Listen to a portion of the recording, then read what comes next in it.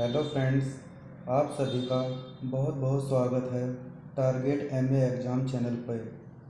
मेरा नाम अजय कुमार। स्वागत करता हूं आप सभी का इंडियन ज्योग्राफी एमसीक्यू सीरीज़ में। आज की सीरीज़ में हमारे क्वेश्चन होने वाले हैं advance geography of India socio economic से। दोस्तों, मैंने आज की अपनी फर्स्ट सीरीज़ में एमए सेकंड सेम की मुख्य परीक्षाओं में पूछे जाने वाले महत्वपूर्ण प्रश्नों को लिया है। आइए समय को बर्बाद किए बिना अपनी इंडियन ज्योग्राफी की एमसीक्यू सीरीज़ को शुरू करते हैं। सबसे पहले सभी परीक्षाओं में पूछी जाने वाली महत्वपूर्ण क्रांतियों के विषय में जान लेते हैं। आइए। नंबर 1, हरित क्रांति खाद्यान्न से संबंधित। श्वेत क्रांति का संबंध दुग्ध उत्पादन से होता है। पीली क्रांति का संबंध तिलहन के उत्पादन से है। भूरी क्रांति का संबंध उर्वरक उत्पादन से है। नीली क्रांति का संबंध मत्स्य उत्पादन से है। लाल क्रांति का संबंध टमाटर या मांस उत्पादन दोनों से होता है। गुलाबी क्रांति झींगा मछली उत्पादन से संबंधित है।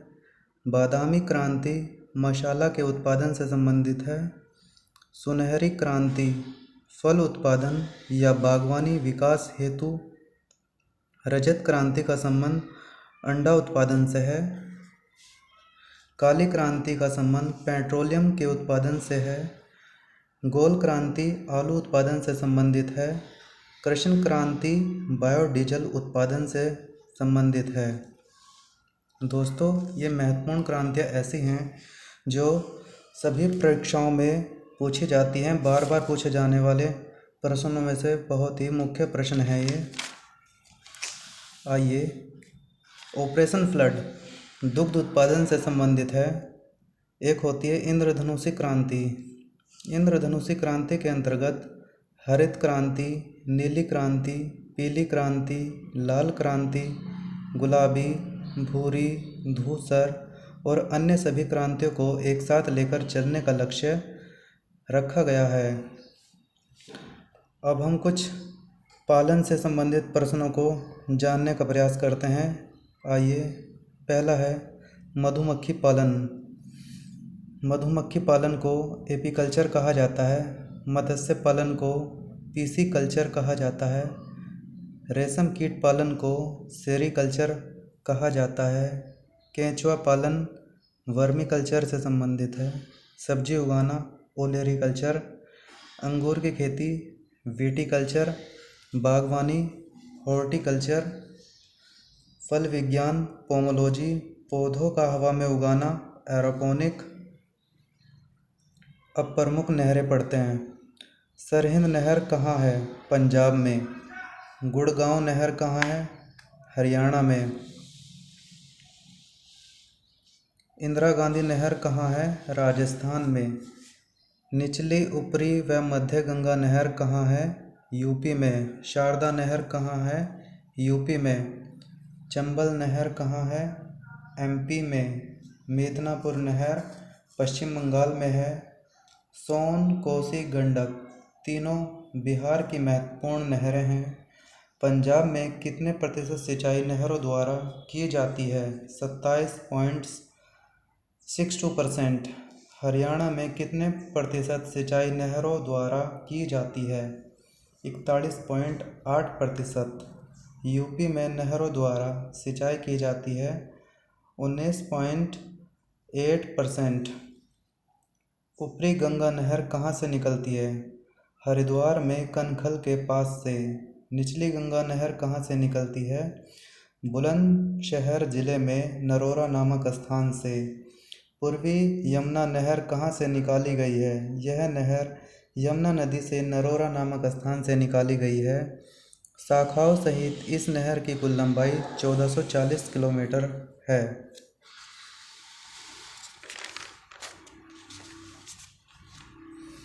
आगरा नहर की कुल लंबाई 1600 किलोमीटर है।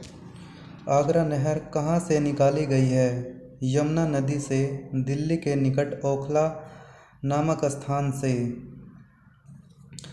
शाखाओं सहित शारदा नहर की कुल लंबाई कितनी है? 12,368 किलोमीटर। शारदा नहर कहाँ से निकाली गई है? बनबसा नामक स्थान से। बैतवा नहर कहाँ से निकाली गई है?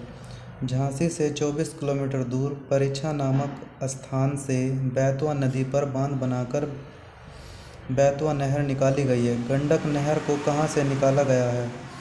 इस नहर को यूपी तथा बिहार तथा पश्चिमी सीमा पर बहने वाली गंडक नदी पर भैंसा लोटन नामक स्थान से पर बांध बनाकर निकाला गया है। बिहार का शोक कहलाने वाली नदी है कोसी नदी। कोसी नहर से कितनी भूमि की सिंचाई की जाती है? 8 लाख हेक्टेयर भूमि की सिंचाई। इंदिरा गांधी नहर की लंबाई 3219 किलोमीटर है। पश्चिम यमुना नहर की कुल लंबाई 3200 किलोमीटर है। सरहिंद नहर सतलज नदी पर रोपड़ के पास बांध बनाकर निकाली गई है, जिसकी ऊंचाई 6115 किलोमीटर से अधिक है। यह पंजाब हरियाणा की सबसे बड़ी नहर प्रणाली है। ऊपरी बारी दोआब नहर की कुल लंबाई 4900 किलोमीटर है। ऊपरी बारी दोआब नहर रावी नदी से माधोपुर नामक स्थान से निकाली गई है। बाखड़ा नागल बांध किस नदी पर बना है? सतलज नदी पर। बाखड़ा नहर की कुल लंबाई 864 किलोमीटर है। नागल नहर की कुल लंबाई 64 किलोमीटर है। बीस्ट दोआब नहर की कुल लंबाई 145 किलोमीटर है। बीस्ट दोआब नहर को कहाँ से निकाला गया है? यह बाखड़ा नागल परियोजना की एक शाखा है।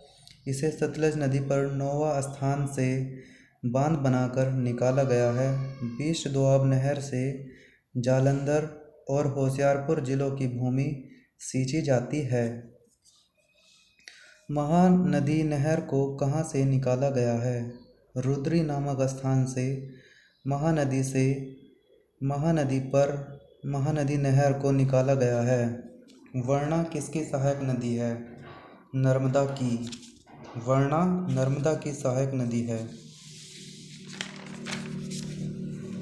छत्तीसगढ़ के रायपुर तथा दुर्ग जिलों में सिंचाई किस नहर से निकाली जाती है? तेंदुला नहर। मलम पूजा एवं वलियार जलाशय तथा मंगलम परियोजना की नहरें कहाँ पर है? केरल में। अब गेहूं से संबंधित महत्वपूर्ण प्रश्नों पर चर्चा करते हैं। गेहूं के उत्पादन में भारत का कौन सा स्थान है? गेहूं के उत्पादन में भारत का तीसरा स्थान है। भारत में लगभग 1.5 करोड़ हेक्टेयर भूमि पर गेहूं की कृषि की जाती है। गेहूं की जलवायु का पौधा है शीतोष्ण जलवायु। गेहूं शीतोष्ण जलवायु का पौधा है। भारत में गेहूं की खेती थार मरुस्थल तथा दक्षिण भारत के अधिकांश भाग को छोड़कर प्राय सभी जगह होती है। गेहूं को बोया और काटा कब जाता है? शरद ऋतु में बोया जाता है और ग्रीष्म ऋतु में आने से पूर्व काट लिया जाता है। क्योंकि गेहूं शीतोष्ण जलवायु का पौधा है, इसलिए इसको शरद ऋतु सर्दियों में बोया जाता है और ग्रीष्म ऋतु आने से पूर्व काट लिया जाता है। गेहूं के पैदा होने के लिए कितने तापमान की आवश्यकता होती है? 15 डिग्री से 19 डिग्री सेंटीग्रेड तापमान की। गेहूं के पैदावार के लिए आवश्यक वर्षा कितनी है? 50 से 75 सेंटीमीटर वर्षा गेहूं के पैदावार के लिए आवश्यक होती है। गेहूं की फसल के लिए आवश्यक मिट्टी कौन सी है? उपजाऊ दोमट मिट्टी। गेहूं की फसल के लिए उपजाऊ दोमट मिट्टी आवश्यक होती है। भारत 4 देशों को गेहूं निर्यात करता है। भारत 4 देशों को गेहूं निर्यात करता है। विश्व में गेहूं का सबसे बड़ा निर्यातक रूस है। गेहूं को बोते समय सर्द व नम तथा काटते समय गर्म तथा शुष्क मौसम चाहिए। गेहूं के मुख्य उत्पादक राज्य कौन कौन से हैं? यूपी, हरियाणा और पंजाब गेहूं के उत्पादक के मुख्य राज्य हैं। यूपी, हरियाणा, पंजाब तीनों राज्य मिलकर भारत का 70 0.86% गेहूँ पैदा करते हैं। यूपी के गंगा यमुना दोआब तथा गंगा घाघरा दोआब में गेहूं की कृषि का संकेंद्रण मिलता है। गेहूं के उत्पादन में विश्व में प्रथम स्थान किस देश का है? चीन का। और तीसरा स्थान गेहूं के उत्पादन में भारत का है। प्रथम स्थान चीन का है और तीसरा स्थान भारत का है। भारत का सबसे बड़ा गेहूं उत्पादक राज्य है यूपी। 32 से 42% उत्पादन करता है यूपी। विश्व का सबसे अच्छा कृषि प्रधान देश ब्राज़ील है। विश्व का सबसे अच्छा कृषि प्रधान देश ब्राज़ील है। चावल से पढ़ते हैं। चावल कैसी फसल है? खरीफ फसल। चावल को ही धान कहा जाता है। भारत विश्व का कितने प्रतिशत चावल पैदा करता है? 17%। चावल के आदर्श स्थान क्या है? डेल्टाई प्रदेश। डेल्टाई प्रदेश चावल के लिए आदर्श स्थान होते हैं। चावल की कृषि हेतु कौन सी मिट्टी उपयुक्त होती है? चिकनी मिट्टी।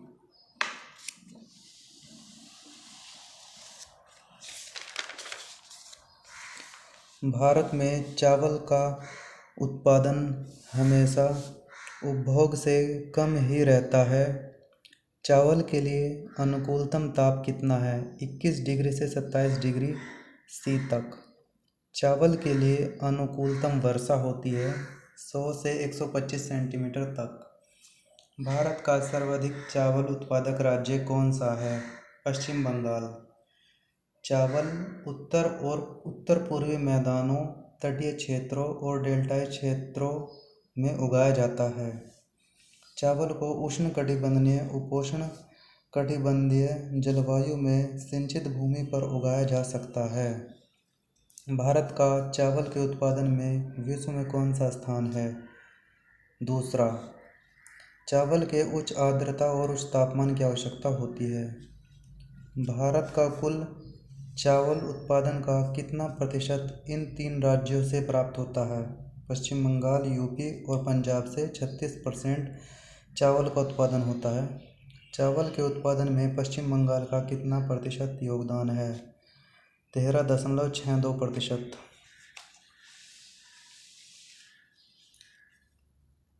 इनुइट देश चावल नहीं खाता। एक ऐसा देश है इनुइट जहाँ पर चावल नहीं खाया जाता। चावल का उत्पादन राज्य और प्रतिशत। यूपी में 12.81%, पंजाब में 9.96%। चावल का उत्पादन बढ़ाने के लिए कौन सी खाद डालनी चाहिए? अमोनियम सल्फेट की खाद डालनी चाहिए चावल का उत्पादन बढ़ाने के लिए। हरित क्रांति विश्व में सबसे पहले कहाँ हुई थी? सन 1965 में यूएसए और मैक्सिको में सबसे पहले हरित क्रांति 1965 में हुई थी, जो कि मोस्ट इम्पोर्टेंट क्वेश्चन है। विश्व में हरित क्रांति के जनक कौन है? नॉर्मन बोरलॉग, जिन्हें शांति के क्षेत्र में नोबेल पुरस्कार मिल चुका है। भारत में हरित क्रांति के जनक कौन है? Swami MS. Swaminathan. MS. Swaminathan most important person है। भारत में हरित क्रांति के जनक एम.एस. स्वामीनाथन हैं। भारत में हरित क्रांति की शुरुआत कब हुई थी? 1966 से 1967 में हुई थी। भारत में हरित क्रांति का सर्वाधिक प्रभाव गेहूं और चावल की कृषि दोनों पर पड़ा था। हरित क्रांति के बाद भारत में चावल का उत्पादन 3 गुना बढ़ गया और गेहूं का उत्पादन 5 गुना बढ़ गया। भारत म्यांमार, थाईलैंड, ब्राज़ील और वियतनाम से चावल का आयात करता है।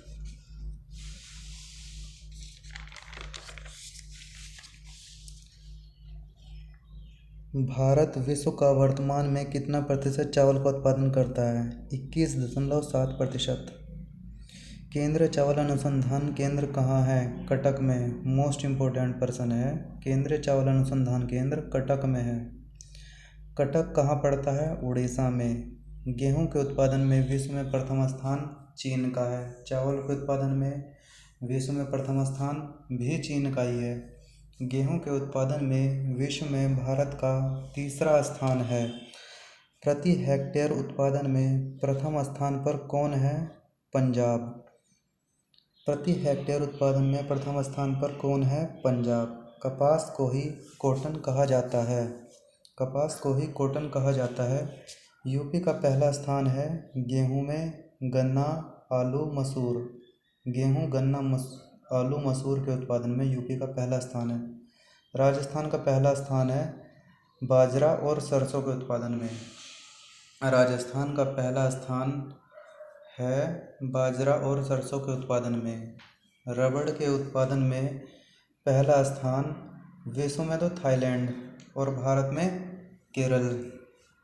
रबड़ के उत्पादन में भारत में केरल का प्रथम स्थान है और विश्व में थाईलैंड का प्रथम स्थान है। गन्ने के उत्पादन में विश्व में तो ब्राज़ील का प्रथम स्थान है और भारत में यूपी का प्रथम स्थान है गन्ने के उत्पादन में। चाय के उत्पादन में पहला स्थान विश्व में चीन का है, भारत में असम का है। चाय के उत्पादन में पहला स्थान विश्व में चीन का है, भारत में असम का है। सोयाबीन के उत्पादन में पहला स्थान विश्व में अमेरिका का है, भारत में एमपी का है। कॉफ़ी के उत्पादन में पहला स्थान विश्व में ब्राज़ील का है, भारत में प्रथम स्थान कर्नाटक का है। दाल के उत्पादन में पहला स्थान विश्व में भारत ही है और भारत में एमपी का राज्य प्रथम स्थान पर है दाल के उत्पादन में। जूट के उत्पादन में पहला स्थान भी भारत का ही है वर्ल्ड में, और इंडिया का जो पश्चिम बंगाल राज्य है वो जूट के उत्पादन में प्रथम स्थान पर आता है। भारत जूट का सबसे बड़ा उत्पादक है, जिसके बाद बांग्लादेश और चीन का स्थान आता है। दाल उत्पादन में भारत का विश्व में पहला स्थान है। भारत में हरित क्रांति के जनक भारत में श्वेत क्रांति के जनक कौन है? डॉक्टर वर्गीज कुरियन। डॉक्टर वर्गीज कुरियन को श्वेत क्रांति का जनक कहा जाता है। डॉक्टर वर्गीज कुरियन कहाँ के निवासी थे? केरल के। डॉक्टर वर्गीज कुरियन केरल के निवासी थे। 55% कृषि क्षेत्र मानसून पर डिपेंड करती है। भारत की 55% कृषि मानसून पर डिपेंड करती है। भारत 60 से 65% खाद्यान्न फसल उगाता है और 35 से 40% वाणिज्यिक फसलें उगाता है। भारत 7 से 65% खाद्यान्न फसल उगाता है, जबकि 35 से 40% वाणिज्यिक फसलें उगाता है। जलवायु के आधार पर योजना आयोग ने भारत को कुल कितने कृषि प्रदेशों में बांटा है? 15। ऋतुओं के आधार पर फसलों का वर्गीकरण करते हैं हम। ऋतुओं के आधार पर फसलों के वर्गीकरण को 3 भागों में बांटा गया है: रबी की फसल, खरीफ की फसल, जायद की फसल। देखिए, रबी की फसल को देखते हैं। बुआई अक्टूबर और नवंबर में इसकी बुआई चलती है रबी की फसलों की, और कटाई मार्च अप्रैल में। रबी की फसल को शीत ऋतु की प्रमुख फसल कहा जाता है और रबी की फसल के प्रमुख उदाहरण हैं गेहूँ, जौ, चना, मटर, सरसों, आलू, अलसी, मसूर। अब खरीफ की फसल देखते हैं। खरीफ की फसल को जून और जुलाई में बोया जाता है, नवंबर से दिसंबर में काट लिया जाता है। खरीफ की फसल मानसून शरद ऋतु की फसल कहलाती है। खरीफ की फसल के मुख्य उदाहरण हैं धान, जिसको चावल कहा जाता है, बाजरा, जूट, गन्ना, कपास, मक्का, उड़द, ज्वार, मूंग, मूंगफली, सोयाबीन, तुअर, कुल्थी, सन आदि। इसके बाद जायद की फसल। जायद की फसल को मार्च में बोया जाता है और जून में काट लिया जाता है। इसे सूखे मौसमी वाली फसलें कहा जाता है। जायद की फसलों के मुख्य उदाहरण हैं तरबूज, खरबूजा, ककड़ी, खीरा, लोबिया, टिंडा, तोरई, भिंडी, अरबी। लगभग 45% क्षेत्र सिंचित है। अब कपास के विषय में जान लेते हैं। कपास कपास क्या है? एक वनस्पतिक रेशा है। कपास एक वनस्पतिक रेशा है। कपास का जन्मदाता किसको माना जाता है? भारत को, क्योंकि भारत में ही कपास की उत्पत्ति होती है। कपास का उत्पादन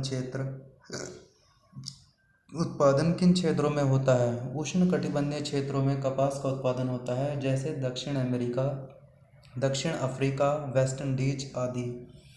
कपास के लिए कौन सी मिट्टी उपयुक्त होती है? काली मिट्टी, क्षारीय। कपास के लिए काली मिट्टी उपयुक्त होती है। कपास एक वर्षीय पौधा है, लगभग 200 दिन का। कपास के बीज बोते समय सर्वाधिक वर्षा की आवश्यकता होती है। कपास को बीज के बाल भी कहा जाता है। कपास को बीज के बाल भी कहा जाता है। कपास के रेशों की लंबाई कितनी होती है? आधा इंच से 2.5 इंच तक कपास के रेशे की लंबाई होती है। कपास के रेशे का व्यास कितना होता है? 16 से 20 माइक्रोन। कपास के रेशे का व्यास कितना होता है? 16 से 20 माइक्रोन। 1 माइक्रोन बराबर 1/1000 mm। कपास के कपड़ों पर अम्ल का प्रभाव नहीं पड़ता, परंतु सांद्र क्षार का प्रभाव पड़ता है।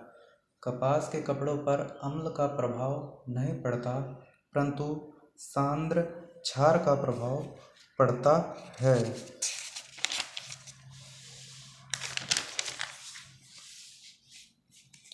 कपास को विश्व में किस नाम से जाना जाता है? सफ़ेद सोना। कपास को विश्व में सफ़ेद सोना के नाम से जाना जाता है। कपास के रेशे का मूल उद्गम कहाँ है? भारत में। कपास के रेशे का मूल उद्गम भारत में है। कपास के रेशे कहाँ से प्राप्त किए जाते हैं? कोए से। कपास के रेशे कोए से प्राप्त किए जाते हैं। कपास के पौधों की लंबाई कितनी होती है? 5 से 6 फीट। 5 से 6 फीट। कपास का संगठन सेलुलोसिक रेशा C6H10O5 N होता है।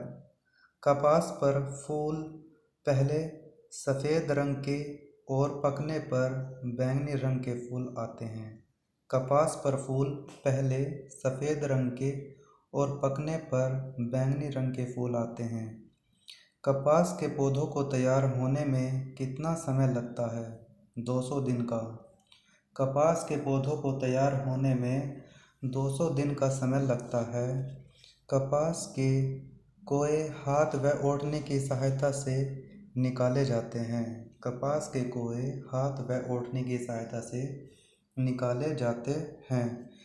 कच्ची अवस्था में कपास का रंग भूरा होता है।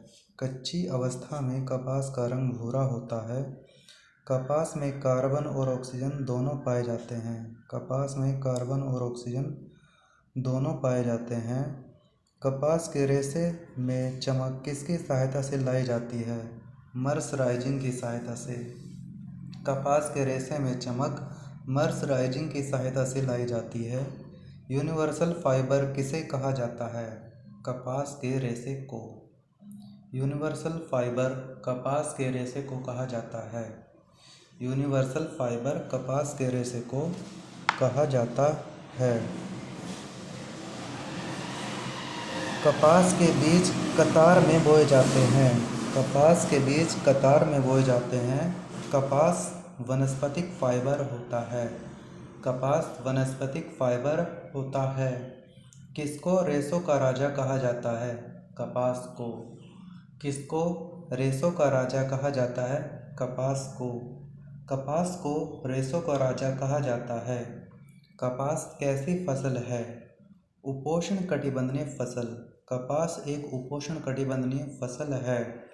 कपास के लिए तेज धूप और स्वच्छ आकाश तथा 20 डिग्री से 30 डिग्री तापमान आवश्यक होता है। पाला कपास के लिए हानिकारक होता है। पाला कपास के लिए हानिकारक होता है। कपास के लिए कितनी वर्षा चाहिए? कपास के लिए 75 से 100 सेंटीमीटर तक वर्षा की आवश्यकता होती है। कपास के लिए 75 से 100 सेंटीमीटर तक वर्षा की आवश्यकता होती है। कपास के लिए चीका प्रधान दोमट मिट्टी और लावा निर्मित काली मिट्टी उपयुक्त होती है। कपास के लिए चीका प्रधान दोमट मिट्टी और लावा निर्मित काली मिट्टी उपयुक्त होती है।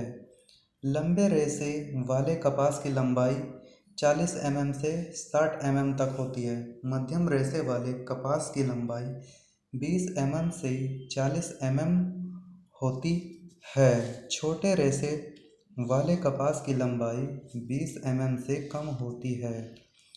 वर्तमान समय में कपास के उत्पादन में गुजरात राज्य प्रथम स्थान पर है और महाराष्ट्र राज्य दूसरे स्थान पर है। वर्तमान समय में कपास के उत्पादन में गुजरात राज्य प्रथम स्थान पर है और महाराष्ट्र राज्य दूसरे स्थान पर है। महाराष्ट्र में किस प्रकार की कपास पैदा की जाती है? अम्ब्रा तथा कंबोडिया किस्म की। महाराष्ट्र में किस प्रकार की कपास पैदा की जाती है? अम्ब्रा तथा कंबोडिया किस्म की। महाराष्ट्र की कपास मुंबई स्थित सूती कपड़ा मिलों में कच्चे माल के रूप में प्रयोग की जाती है। महाराष्ट्र की कपास मुंबई सूती कपड़ा मिलों में कच्चे माल के रूप में प्रयोग की जाती है। कपास के लिए सर्वोत्तम जलवायु व भूमि कहाँ की है? अमेरिका की। कपास के लिए सर्वोत्तम जलवायु व भूमि कहाँ की है? अमेरिका की। महाराष्ट्र राज्य के कपास उत्पादन करने वाले जिले।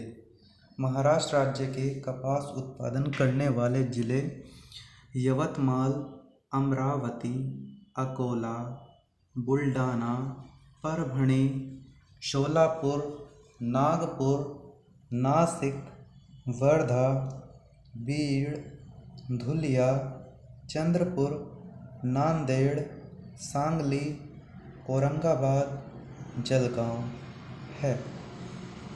गुजरात राज्य के कपास उत्पादन करने वाले जिले। गुजरात राज्य के कपास उत्पादन करने वाले जिलों के नाम हैं। नंबर 1 उत्तर में साबरकांठा एवं महसाणा। नंबर 1 उत्तर में साबरकांठा एवं महसाणा। नंबर 2 दक्षिण में भावनगर एवं भरूच। दक्षिण में भावनगर एवं भरूच। नंबर 3 पश्चिम में सुरेंद्रनगर एवं राजकोट। पश्चिम में सुरेंद्रनगर एवं राजकोट। नंबर 4 पूर्व में खेड़ा, बड़ोदरा व अहमदाबाद। पंजाब राज्य के कपास उत्पादन करने वाले जिले। कपास उत्पादन करने वाले जिले। नंबर 1 फरीदकोट, भटिंडा, फिरोजपुर, संगरूर, लुधियाना, जालंधर, पटियाला। हरियाणा राज्य के कपास उत्पादन करने वाले जिले। Number 1 Jind. Number 2 Hisar. Number 3 Sirsa. Number 4 Bhiwani. Number 5 Kurukshetra. Number 6 Rohtak. Andhra Pradesh राज्य के कपास उत्पादन करने वाले जिले। Number 1 Guntur. Number 2 Prakasam. Number 3 Adilabad. Number 4 Kurnool. Number 5 Anantapur. इसके बाद हम जूट के बारे में देख लेते हैं कि जूट कहाँ कहाँ मिलता है, इसकी क्या क्या वैरायटीज़ हैं। जूट के पौधे का नाम किस भारतीय शब्द से लिया गया है? टाट से लिया गया है। टाट का क्या अर्थ होता है? उलझा हुआ रेशा। टाट का क्या अर्थ होता है? उलझा हुआ रेशा। जूट के उत्पादन में विश्व में प्रथम स्थान किस देश का है? भारत का। जूट के उत्पादन में विश्व में प्रथम स्थान भारत का है। जूट के पौधों की लंबाई कितनी होती है? जूट के पौधों की लंबाई 6 से 12 फीट या 2.5 से 3 मीटर होती है। जूट के रेशे स्पर्श कैसे होते हैं? जूट के रेशे स्पर्श करने में कैसे लगते हैं? चिकने, कड़कीले, उलझे हुए, असमान। जूट का प्रयोग कहाँ कहाँ होता है? टाट, पोरे, गलीचे, रस्सी, सुतली, मोटा कपड़ा तथा पट्टियाँ बनाने में। जूट कहाँ से प्राप्त होता है? जूट हमें तने से प्राप्त होता है। जूट तने से प्राप्त होता है। स्वर्ण रेशा किसे कहते हैं? जूट को स्वर्ण रेशा कहा जाता है। जूट को स्वर्ण रेशा कहा जाता है। भारत में जूट का प्रथम कारखाना कब खोला गया? 1859 में कोलकाता में। 1859 में कोलकाता में। IGIRA की फुल फॉर्म क्या होती है? IGIRA की full form Indian jute industries research association होती है। इसे 1937 में स्थापित किया गया था।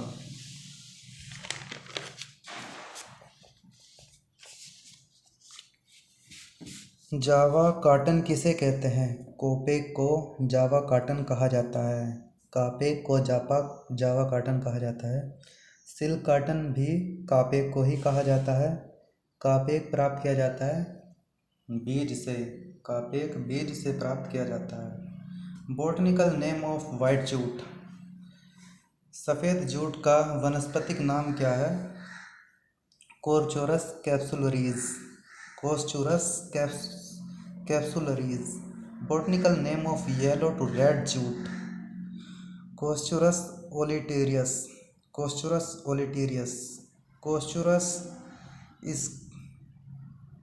Coschurus capsularis has white fiber hence called white jute या टीटा जूट।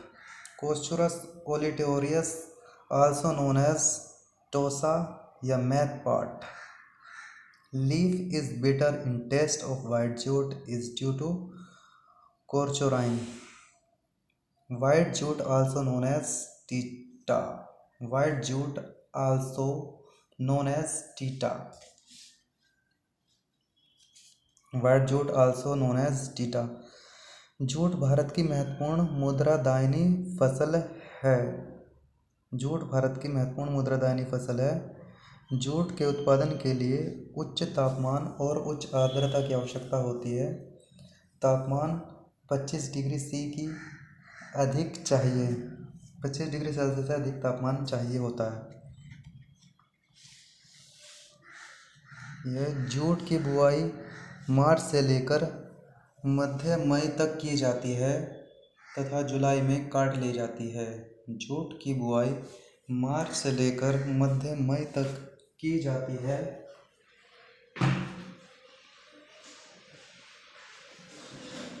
और जुलाई में काट ली जाती है। भारत में जूट की खेती के लिए गंगा व ब्रह्मपुत्र नदियों के डेल्टाई भाग ही अधिक उपयुक्त हैं। भारत में जूट की खेती के लिए गंगा व ब्रह्मपुत्र नदियों के डेल्टाई भाग ही अधिक उपयुक्त होते हैं। जूट के लिए आवश्यक वार्षिक वर्षा की आवश्यकता 100 से 200 सेंटीमीटर। जूट के लिए आवश्यक वार्षिक वर्षा की आवश्यकता 100 से 200 सेंटीमीटर। जूट की खेती के लिए कौन सी मिट्टी उपयुक्त है? जलोढ़ या काप मिट्टी। जलोढ़ या काप मिट्टी। जूट की खेती के लिए महत्वपूर्ण राज्य हैं पश्चिम बंगाल, असम, बिहार, उड़ीसा। जूट की खेती के लिए महत्वपूर्ण राज्य पश्चिम बंगाल, असम, बिहार, उड़ीसा। बिहार व असम में जूट मार्च तथा अप्रैल के महीनों में बोया जाता है, जबकि उड़ीसा में इसकी बुआई मई तथा जून में की जाती है। जूट उत्पादन में पश्चिम बंगाल का प्रथम स्थान है। जूट उत्पादन में पश्चिम बंगाल का प्रथम स्थान है। दूसरा स्थान बिहार का है। भारत जूट का आयात बांग्लादेश, फिलीपींस तथा ब्राज़ील से करता है। भारत जूट का निर्यात USA, great Britain, Japan, Germany, Australia, Argentina व कनाडा को करता है।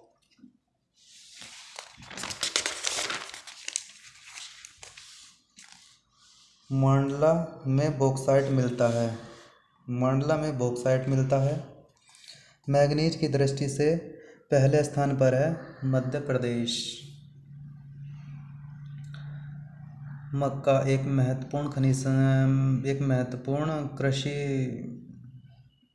से संबंधित खाद्यान्न फसल है। अब हम मक्का के विषय में पढ़ लेते हैं। मक्का का वानस्पतिक नाम क्या है? जियामेज। मक्का का वानस्पतिक नाम जियामेज होता है। भारत में मक्का को पुर्तगालियों द्वारा लाया गया। भारत में मक्का को पुर्तगालियों द्वारा लाया गया था 16वीं शताब्दी में। 16वीं शताब्दी में पुर्तगालियों के द्वारा मक्का को भारत में लाया गया था। मक्का से स्टार्च, अल्कोहल तथा ग्लूकोज भी बनाया जाता है। मक्का से कितने प्रतिशत तेल प्राप्त किया जाता है? 4%। मक्का से 4% तेल प्राप्त किया जाता है। मक्का में गुणसूत्र 2n=20। अनाजों की रानी किसको कहा जाता है? मक्का को। बहुत ही मोस्ट इम्पोर्टेंट क्वेश्चन है ये। अनाजों की रानी मक्का को कहा जाता है। अनाजों की रानी मक्का को कहा जाता है। मक्का में कौन सी प्रोटीन पाई जाती है? मक्का में जीन प्रोटीन पाई जाती है। मक्का में जीन प्रोटीन पाई जाती है। मक्का में जीन प्रोटीन पाई जाती है। मक्का में कौन से अम्लों की कमी पाई जाती है? लाइसिन अम्ल की कमी। मक्का में लाइसिन अम्ल की कमी होती है। ओपेक 2 का संबंध किससे है? मक्का से। ओपेक 2 का संबंध मक्का से है और फ्लोरी 2 का संबंध भी मक्का से है। मक्का उत्पादन की मुख्य किस्म है ओपेक 2 और फ्लोरी 2। मक्का अनुसंधान निदेशालय कहाँ है? मक्का अनुसंधान निदेशालय नई दिल्ली मेजवाड़ा में है। नई दिल्ली मेजवाड़ा में है। मक्का के उत्पादन में भारत का विश्व में 10वां और एशिया में दूसरा स्थान है। यूएसए मक्का का विश्व का सबसे बड़ा उत्पादक है। यूएसए मक्का का विश्व का सबसे बड़ा उत्पादक है। मक्का कैसी फसल है? खरीफ की फसल है। मक्का एक खरीफ की फसल है। मक्का की खेती के लिए आवश्यक तापमान 12 डिग्री सेल्सियस से 35 डिग्री सेल्सियस तक आवश्यक होता है। मक्का के लिए वार्षिक वर्षा 50 से 100 सेंटीमीटर तक। मक्का के लिए वार्षिक वर्षा 50 से 100 सेंटीमीटर तक। मक्का की खेती के लिए कौन सी मिट्टी उपयुक्त होती है? नाइट्रोजन युक्त गहरी दोमट मिट्टी। नाइट्रोजन युक्त गहरी दोमट मिट्टी। ऊसर तथा क्षारीय भूमि में मक्का की खेती नहीं होती। ऊसर तथा क्षारीय भूमि में मक्का की खेती नहीं होती। बिहार में मक्का के उत्पादन में बेगूसराय जिला सबसे आगे है। इसे मक्का का घर कहा जाता है। बिहार में मक्का के उत्पादन में बेगूसराय जिला सबसे आगे है। इसे मक्का का घर कहा जाता है। भारत में मक्का उत्पादन करने वाले राज्य ट्रिक है यूपी, गुजरात, आसम। यू से उत्तर प्रदेश, पी से पंजाब, गुजरात से गुजरात, आ से आंध्र प्रदेश, कै से कर्नाटक, मा से मध्य प्रदेश। अब आती है एक महत्वपूर्ण फसल कहवा।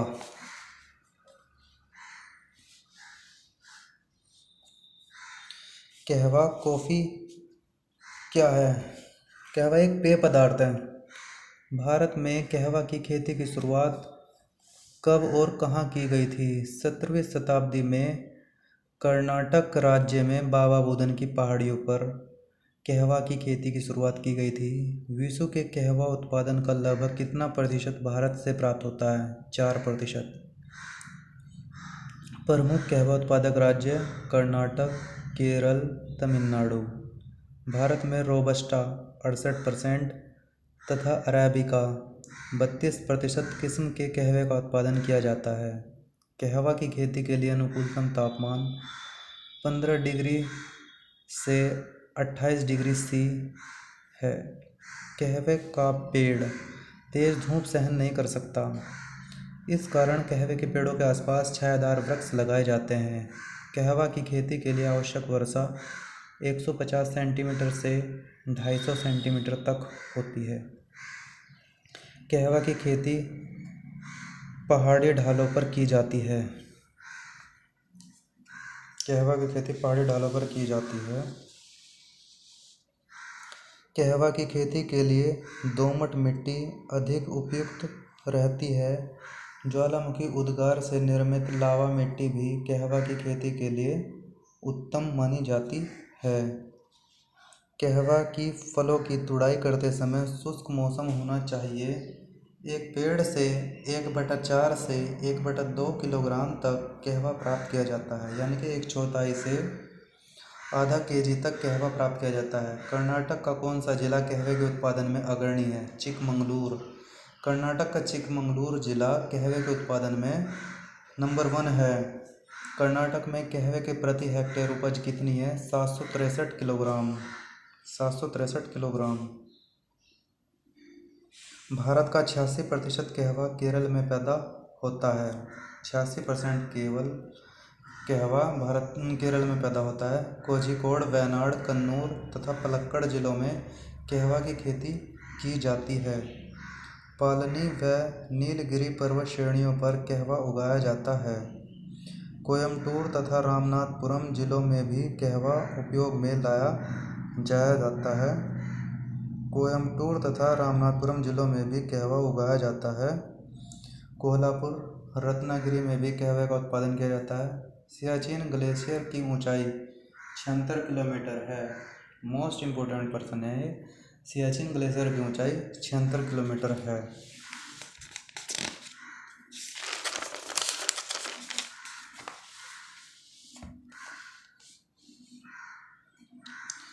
हेस्पर ग्लेशियर की ऊंचाई 61 किलोमीटर। बालतोरा ग्लेशियर की ऊंचाई 58 किलोमीटर। भारत के प्रादेशिक जल क्षेत्र का विस्तार तट से 12 समुद्री मील तक है। विदर्भ एक प्रादेशिक नाम है। भारत में यह महाराष्ट्र का अंग है। भारत का कोहिनूर किस प्रदेश को कहा जाता है? आंध्र प्रदेश को। भारत का कोहिनूर आंध्र प्रदेश को कहा जाता है। पंजाब NCR में नहीं है। नर्मदा घाटी कहाँ है? सतपुड़ा और विंध्याचल पर्वत श्रेणियों के बीच सतपुड़ा नर्मदा घाटी आती है। दक्षिण भारत की गंगा किसको कहा जाता है? कावेरी नदी को दक्षिण भारत की गंगा कहा जाता है।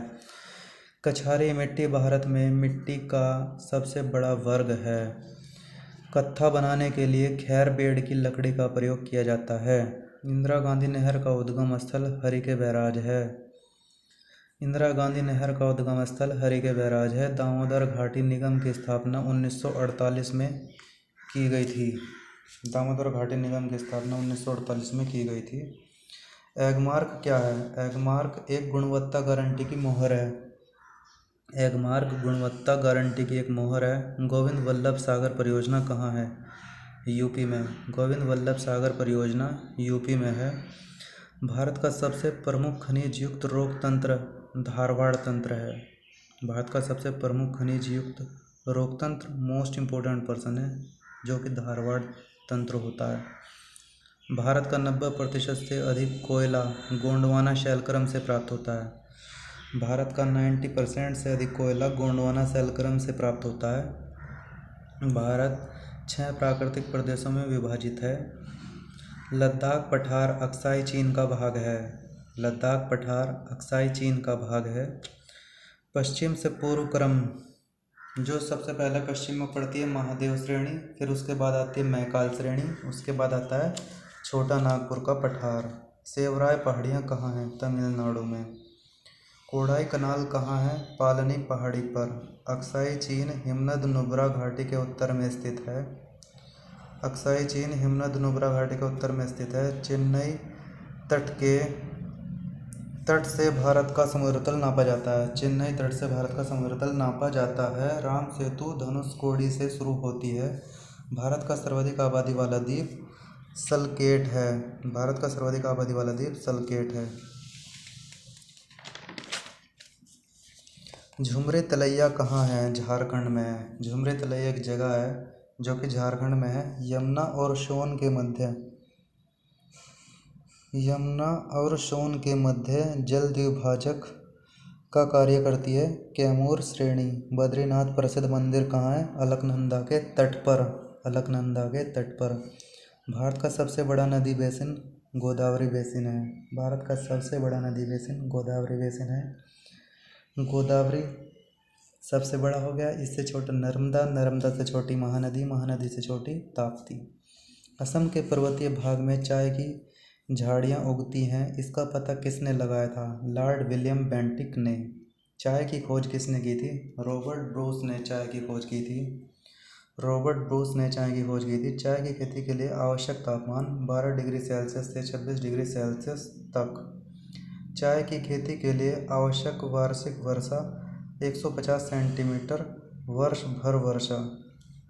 चाय कैमोलिया परिवार की झाड़ी की पत्तियों से तैयार की जाती है। चाय की खेती के लिए दोमट मिट्टी सर्वोत्तम है।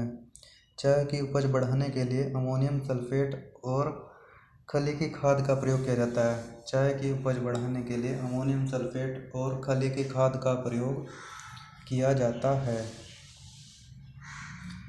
जापान में चाय के लिए खली की खाद का प्रयोग किया जाता है। जापान में चाय के लिए खली की खाद का प्रयोग किया जाता है। भारत विश्व में काली चाय का सबसे बड़ा उत्पादक एवं उपभोक्ता है। भारत विश्व में काली चाय का सबसे बड़ा उत्पादक एवं उपभोक्ता है। असम, तमिलनाडु तथा केरल मिलकर भारत की 95% चाय पैदा करते हैं। भारत की कृषि को प्रभावित करने वाला मौसम का सबसे महत्वपूर्ण तत्व क्या है? वृष्टि। जो भारत की कृषि को प्रभावित करेगा वो सबसे ज़्यादा वर्षा करेगी। रेपसीड कैसी फसल है? रबी की फसल है। रेपसीड रबी की फसल होती है। भारत का सबसे बड़ा चावल उत्पादक राज्य पश्चिम बंगाल है। भारत का सबसे बड़ा चावल उत्पादक राज्य पश्चिम बंगाल है। Rice bowl of India Krishna Godavari delta को कहा जाता है। Rice bowl of India Krishna Godavari delta को कहा जाता है। भारत में गेहूं के प्रथम 3 बड़े उत्पादक राज्य हैं यूपी, पंजाब और मध्य प्रदेश। किस राज्य को भारत का धान्य भंडार के रूप में जाना जाता है? पंजाब को। पंजाब राज्य को भारत का धान्य भंडार के रूप में जाना जाता है। भारत का सबसे बड़ा मूंगफली उत्पादक राज्य गुजरात है। भारत का सबसे बड़ा मूंगफली उत्पादक राज्य गुजरात है। सोयाबीन प्रदेश कहा जाता है मध्य प्रदेश को। सोयाबीन प्रदेश मध्य प्रदेश को कहा जाता है। यह एक ऐसा प्रश्न है जो हर बार हर परीक्षाओं में पूछा जाने वाला प्रश्न है। काजू का सबसे बड़ा उत्पादक राज्य महाराष्ट्र है। काजू का सबसे बड़ा उत्पादक राज्य महाराष्ट्र है। मध्य प्रदेश में सबसे अधिक दाल पैदा होती है। मध्य प्रदेश में सबसे अधिक दाल पैदा होती है। भारत में रेशम का सबसे अधिक उत्पादन करने वाला राज्य कर्नाटक है। भारत में रेशम का सबसे अधिक उत्पादन करने वाला राज्य कर्नाटक है। फल उत्पादन में भारत का दूसरा स्थान है। सब्जी उत्पादन में भी भारत का दूसरा स्थान है। नारियल उत्पादन में भारत का तीसरा स्थान है। जूट उत्पादन में सबसे प्रमुख पश्चिम बंगाल है। जूट की खेती हुगली नदी घाटी क्षेत्र में की जाती है। प्राकृतिक रबड़ के उत्पादन में भारत का कौन सा स्थान है? चौथा स्थान है। भारत लंबे रेशे के कपास का आयात करता है। मिस्र व सूडान से करता है। तंबाकू के उत्पादन में भारत का विश्व में दूसरा स्थान है। भारत में स्वच्छ जलीय मछली का सबसे बड़ा उत्पादक राज्य पश्चिम बंगाल है। भारत में ऑपरेशन फ्लड कार्यक्रम का प्रारंभ कब हुआ था? 1970 में।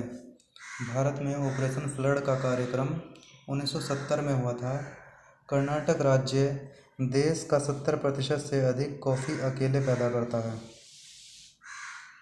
तमिलनाडु गेहूं की खेती नहीं करता। तमिलनाडु गेहूं की खेती नहीं करता। तंबाकू सबसे ज़्यादा कहाँ पैदा होता है? आंध्र प्रदेश में। तंबाकू सबसे ज़्यादा आंध्र प्रदेश में पैदा होता है। अंगूर की पैदावार नासिक में होती है। नवंबर में खरीफ की फसल काटी जाती है। कुर्ग जिले में कॉफ़ी का उत्पादन सबसे ज़्यादा होता है। कुर्ग जिले में कॉफ़ी का उत्पादन सबसे ज़्यादा होता है। जूट सबसे अधिक बंगाल के डेल्टाई क्षेत्र पर होता है। जूट सबसे अधिक बंगाल के डेल्टाई क्षेत्र पर होता है। नीलगिरी के पहाड़ी क्षेत्रों में कॉफ़ी की जाती है। नीलगिरी के पहाड़ी क्षेत्रों में कॉफ़ी की जाती है। भारतीय दलहन शोध संस्थान कहाँ है? कानपुर में। भारतीय दलहन शोध संस्थान कानपुर में है। केंद्रीय उपोष्ण बागवानी संस्थान कहाँ है? बेंगलुरु में। केंद्रीय उपोष्ण बागवानी संस्थान बेंगलुरु में है। भारत में कृषि जलवायु क्षेत्र 127 हैं। यूपी की प्रमुख फसल गेहूं है। सेब सबसे ज़्यादा हिमाचल प्रदेश में मिलता है। सेब सबसे ज़्यादा हिमाचल प्रदेश में मिलता है। IR-20 क्या है? चावल की अधिक पैदावार होने वाली किस्म। IR-20 चावल की अधिक पैदावार होने वाली किस्म है।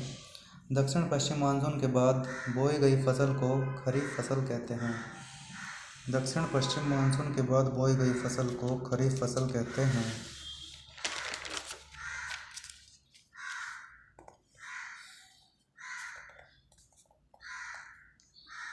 आंवले का सर्वाधिक उत्पादन कहाँ होता है? प्रतापगढ़ जिले में। स्वर्ण क्रांति किससे संबंधित है? बागवानी से। गन्ने की अधिक उपज के कारण गोरखपुर को क्या कहा जाता है? जावा ऑफ इंडिया। पश्चिम बंगाल में गन्ने के अतिरिक्त ताड़ और खजूर के वृक्षों से भी गुड़ बनाया जाता है। प्रकृति के आधार पर भारत को कृषि प्रदेशों में विभक्त करने वाले विद्वानों में एल्डिस्टाम, OHK स्पैट, चेन हानसेंग हैं। डॉक्टर MS रंधावा ने भारत के कृषि प्रदेशों को 5 भागों में बांटा है।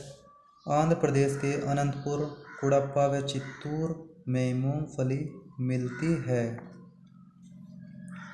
तमिलनाडु के सलेम व कोयम्बटूर जिलों में मूंगफली मिलती है। लौह अयस्क में कठोरता 4.5 तथा आपेक्षिक घनत्व 7.3 से 7.8 तक होता है। लौह अयस्क की दृष्टि से भारत का विश्व में प्रमुख स्थान है। लौह अयस्क की दृष्टि से भारत का विश्व में प्रथम स्थान है। लौह अयस्क धारवाड़ क्रम की आग्नेय चट्टानों से प्राप्त होता है। लौह अयस्क धारवाड़ क्रम की आग्नेय चट्टानों से प्राप्त होता है। उत्तम कोटि के लोहे निक्षेप सिंहभूम, बस्तर, कयोझर, बोनाई व मयूरभंज क्षेत्रों की ऊपरी धारवाड़ शैलों में मिलते हैं। छत्तीसगढ़ में स्थित पहला टीला लौह अयस्क के लिए प्रसिद्ध है। लौह अयस्क कितने प्रकार का होता है? लौह अयस्क 5 प्रकार का होता है। वैसे लौह अयस्क को मुख्य 4 प्रकारों में ही बांटा जाता है: हेमेटाइट, मैग्नेटाइट, लिमोनाइट, सिडराइट। 5वां लेटराइट।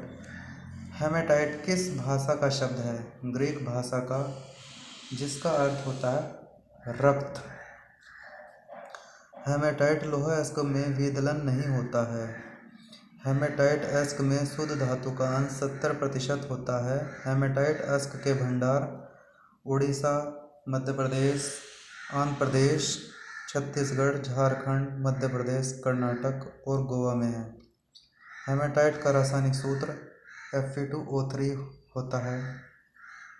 मैग्नेटाइट काले रंग का चुंबकीय लौह ऑक्साइड है। मैग्नेटाइट काले रंग का चुंबकीय लौह ऑक्साइड है। मैग्नेटाइट का रासायनिक सूत्र Fe2O4 है। मैग्नेटाइट का रासायनिक सूत्र Fe2O4 है। मैग्नेटाइट और मैग्नेटाइट, हेमेटाइट और मैग्नेटाइट दोनों किस प्रकार की चट्टान में पाए जाते हैं? दोनों के दोनों आग्नेय चट्टान में पाए जाते हैं। लिमोनाइट किस रंग का होता है? पीले रंग का। लिमोनाइट पीले रंग का होता है। लिमोनाइट का अणुसूत्र क्या है? लिमोनाइट का अणुसूत्र 2Fe3O2.3H2O होता है। लिमोनाइट ऑक्सीजन जल तथा लोहे के मिश्रण से बनता है। लिमोनाइट ऑक्सीजन जल तथा लोहे के मिश्रण से बनता है। रानीगंज कोयला क्षेत्र पश्चिम बंगाल में लिमोनाइट अयस्क में मिलता है। सिडराइट का रासायनिक सूत्र क्या है? FeCO3। सिडराइट लोहे तथा कार्बन का मिश्रण होता है।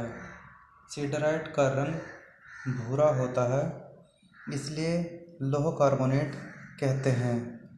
उड़ीसा, झारखंड, छत्तीसगढ़, मध्य प्रदेश, कर्नाटक, गोवा में लौह अयस्क पाया जाता है। सिंहभूम जिले में हेमेटाइट व मैग्नेटाइट लौह भंडार मिलता है। सिंहभूम जिला झारखंड में पड़ता है। नोवा मुंडी लौह अयस्क के लिए प्रसिद्ध है। नोवा मुंडी लौह अयस्क के लिए प्रसिद्ध है। कुल्टी, आसनसोल, बर्नपुर, जमशेदपुर कारखाने झारखंड में हैं, जो कि लौह अयस्क के कारखाने हैं। लौह अयस्क के उत्पादन में देश में झारखंड का 5वां स्थान है। लौह अयस्क की दृष्टि से छत्तीसगढ़ का दूसरा स्थान है। लौह अयस्क की दृष्टि से छत्तीसगढ़ का दूसरा स्थान है। बेलाडीला दंतेवाड़ा जिले, जो कि छत्तीसगढ़ में पड़ता है, हेमेटाइट किस्म का लोहा मिलता है। मध्य प्रदेश के कटनी में लेटराइटिक लोहा मिलता है। मध्य प्रदेश के जो कटनी जिला है उसमें लेटराइटिक लोहा भी मिलता है और कटनी में सीमेंट कारखाना भी होता है। लौह अयस्क के उत्पादन में कौन सा राज्य प्रथम स्थान पर है? उड़ीसा। लौह अयस्क के उत्पादन में उड़ीसा प्रथम स्थान पर है। सुंदरगढ़ जिले में उड़ीसा, बोनाईगढ़, मयूरभंज जिलों में उड़ीसा, गुरु महिसानी व बादाम पहाड़ तथा कोयोझर जिले में बांसपानी, ठकुरानी तथा कटक जिले में तोमाका पहाड़ी क्षेत्र एवं देवदारी प्रमुख है। लौह क्षेत्र में उड़ीसा अकेला भारत का 36.71% लौह अयस्क उत्पादित करता है। महाराष्ट्र में चंद्रपुर, चांदा व रत्नागिरी जिलों में लोहा मिलता है। कोल्हापुर कहाँ है? महाराष्ट्र में। कोडाईकनाल तमिलनाडु में। तीर्थामलाई तमिलनाडु, कंजामलाई तमिलनाडु, सलेम व तिरुचिरापल्ली तमिलनाडु में। किस प्रकार का लोहा मिलता है? मैग्नेटाइट किस्म का लोहा मिलता है। लोहे के उत्पादन में गोवा का तीसरा स्थान है। बेल्लारी तथा बाबा बुदन की पहाड़ी, जो कि कर्नाटक में है। केमानगुड़ी, कालाहट्टी, जैनसुरी, गुड्डे, अतिकुंडी प्रमुख लौह अयस्क क्षेत्र हैं।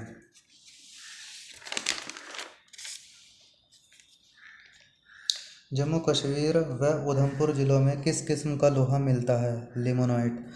लौह उत्पादक देशों में भारत का 7वां स्थान है। जापान, ईरान व इराक भारत से लौह अयस्क आयात करते हैं। कॉपर और जिंक के मिलने पर पीतल बनता है। कॉपर और टिन के मिलने पर कांसा का निर्माण होता है, कांसा का।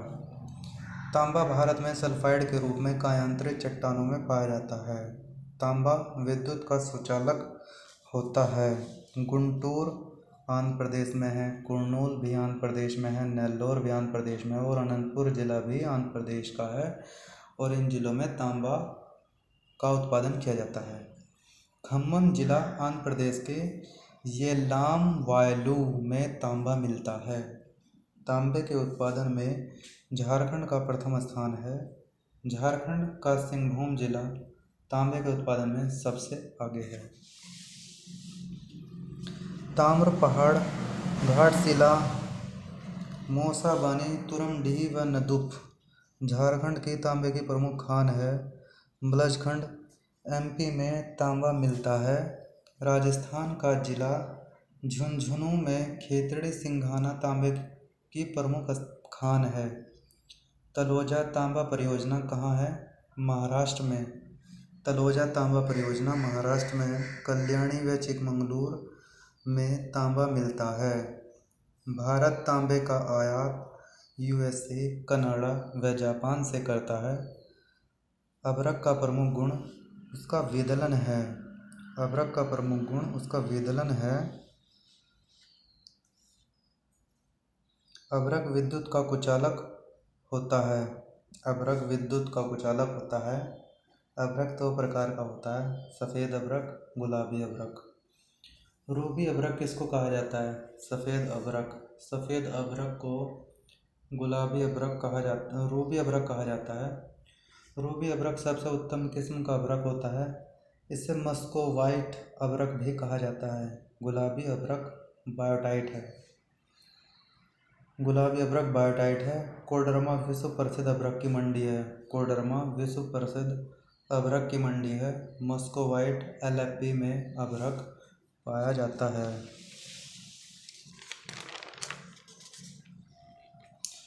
भारत विश्व का सबसे बड़ा अभ्रक निर्यातक देश है।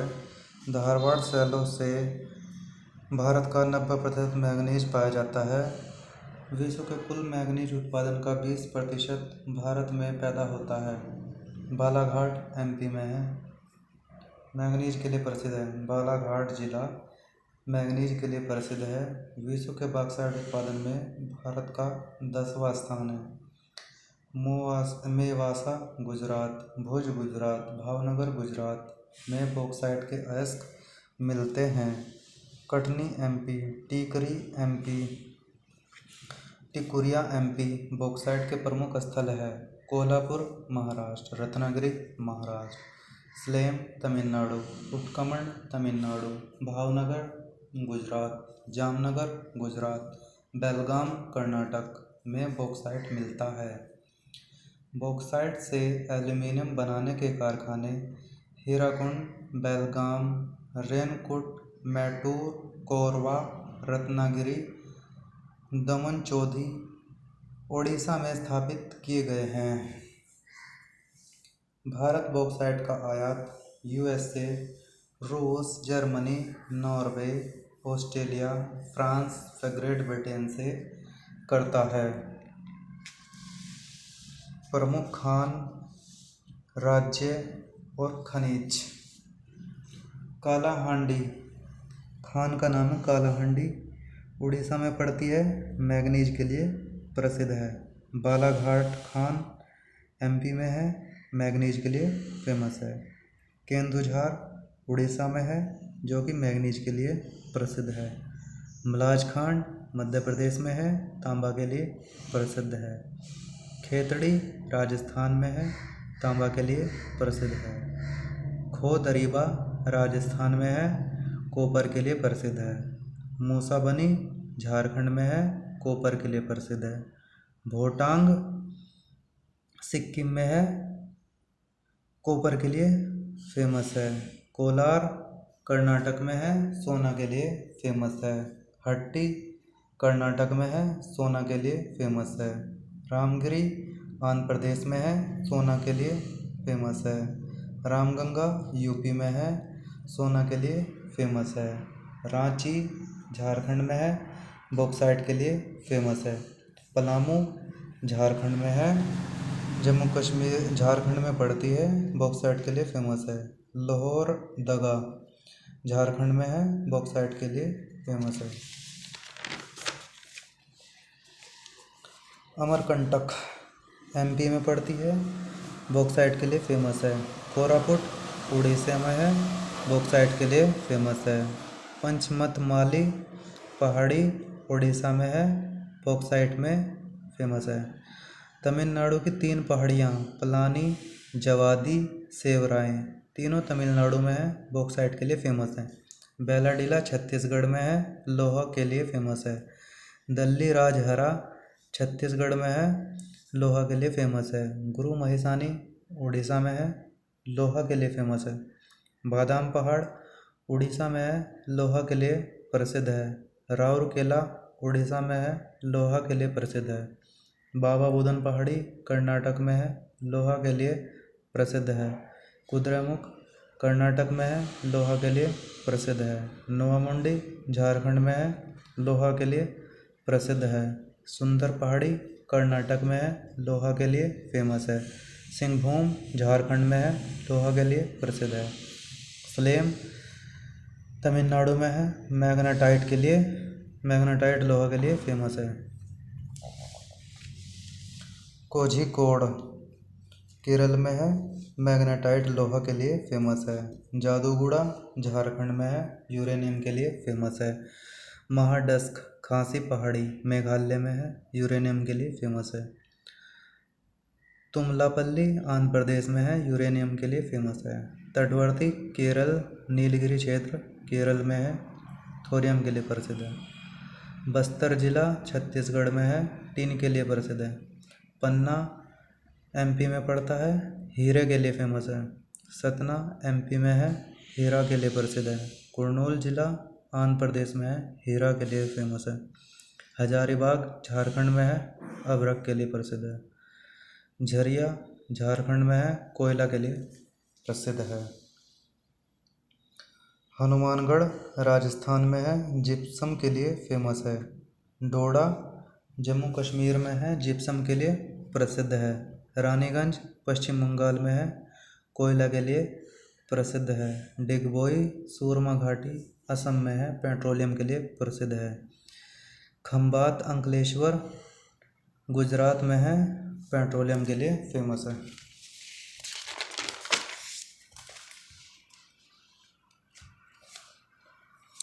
बॉम्बे हाई जो कि महाराष्ट्र में है, यह पेट्रोलियम के लिए प्रसिद्ध है। झारखंड धनबाद सिंहभूम गिरिडीह कोयला उत्पादन क्षेत्र हैं। पश्चिम बंगाल रानीगंज आसनसोल कोयले के लिए प्रसिद्ध है। ओडिशा तालचर कोयले क्षेत्र हैं। असम माकुम कोयला क्षेत्र है। सिंगरैनी तमिलनाडु में है, कोयले के लिए प्रसिद्ध है। अरुणाचल प्रदेश नामचिक नामफुक कोयला क्षेत्र है। अरुणाचल प्रदेश में नामचिक नामफुक कोयला क्षेत्र है।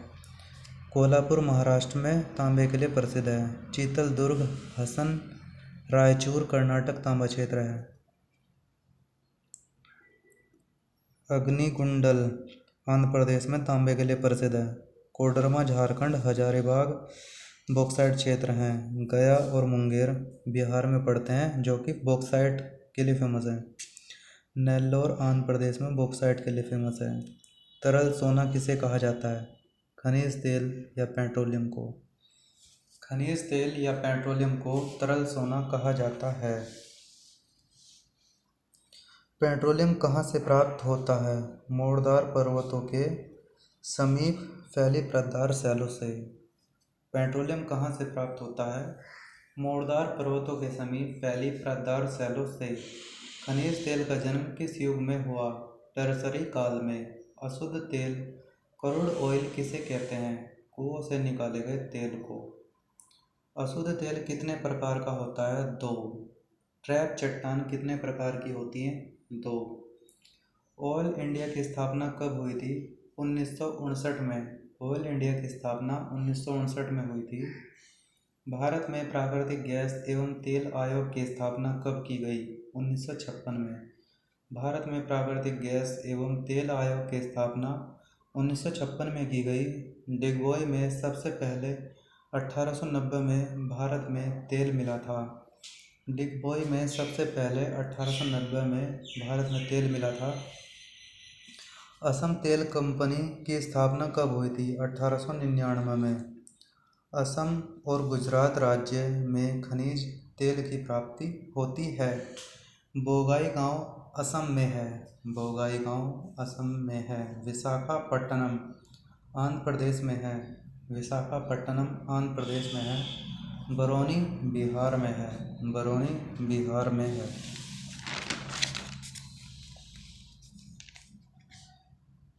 असम के प्रमुख तेल क्षेत्र। असम के प्रमुख तेल क्षेत्र डिगबोई, सुरमा घाटी, नाहरकटिया, हुगली जन एवं मोरान, रुद्रसागर, लकवा। असम में सबसे पहले डिगबोई क्षेत्र से तेल प्राप्त होता है। असम में सबसे पहले डिगबोई क्षेत्र से तेल प्राप्त होता है। मनाली तमिलनाडु में है। डिगबोई तेल क्षेत्र। यह तेल क्षेत्र लखीमपुर जिले की टीपम बलुआ पत्थर की पहाड़ियों के उत्तर पूर्व में स्थित है। अंकलेश्वर तेल क्षेत्र गुजरात में भरूच जिले में है, जो कि समृद्धता का स्रोत कहलाता है। कलोल तेल क्षेत्र अहमदाबाद के निकट स्थित है। कलोल तेल क्षेत्र अहमदाबाद के निकट स्थित है। मुंबई हाई तेल क्षेत्र मुंबई के उत्तर पूर्व में 176 किलोमीटर की दूरी पर अरब सागर में स्थित है। मुंबई तेल क्षेत्र की खोज 1975 में की गई थी। शक्ति के साधनों में जल विद्युत पन बिजली सबसे सस्ता व सुलभ साधन है। किसको श्वेत कोयला कहा जाता है? जल विद्युत को। जल विद्युत को श्वेत कोयला कहा जाता है। भारत में पहला जल शक्ति केंद्र कहाँ स्थापित किया गया? दार्जिलिंग में सन 1998 में जिसकी क्षमता 20 किलोवाट थी। कर्नाटक में कावेरी नदी पर शिवसमुद्रम नामक स्थान पर 4200 किलोवाट शक्ति वाला विद्युत ग्रह स्थापित किया गया था 1903 में। मैटूर जल विद्युत शक्ति कब बना? 1937 में बना। भारत में जल विद्युत के उत्पादन में महाराष्ट्र सबसे आगे है। कोयना महाराष्ट्र में है, शिवसमुद्रम कावेरी नदी पर है।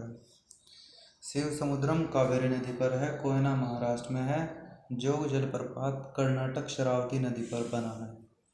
कर्नाटक की सबसे पुरानी जल विद्युत योजना शिवसमुद्रम है। इसकी स्थापना 1943 में की गई थी। इसकी उत्पादन क्षमता 42 मेगावाट थी। जोग जलप्रपात का नाम बदलकर क्या रख दिया गया है? महात्मा गांधी जल विद्युत परियोजना। जोग जलप्रपात सन 1948 में श्रावती नदी पर स्थापित की गई थी। जोग जलप्रपात सन 1948 में श्रावती नदी पर स्थापित की गई थी।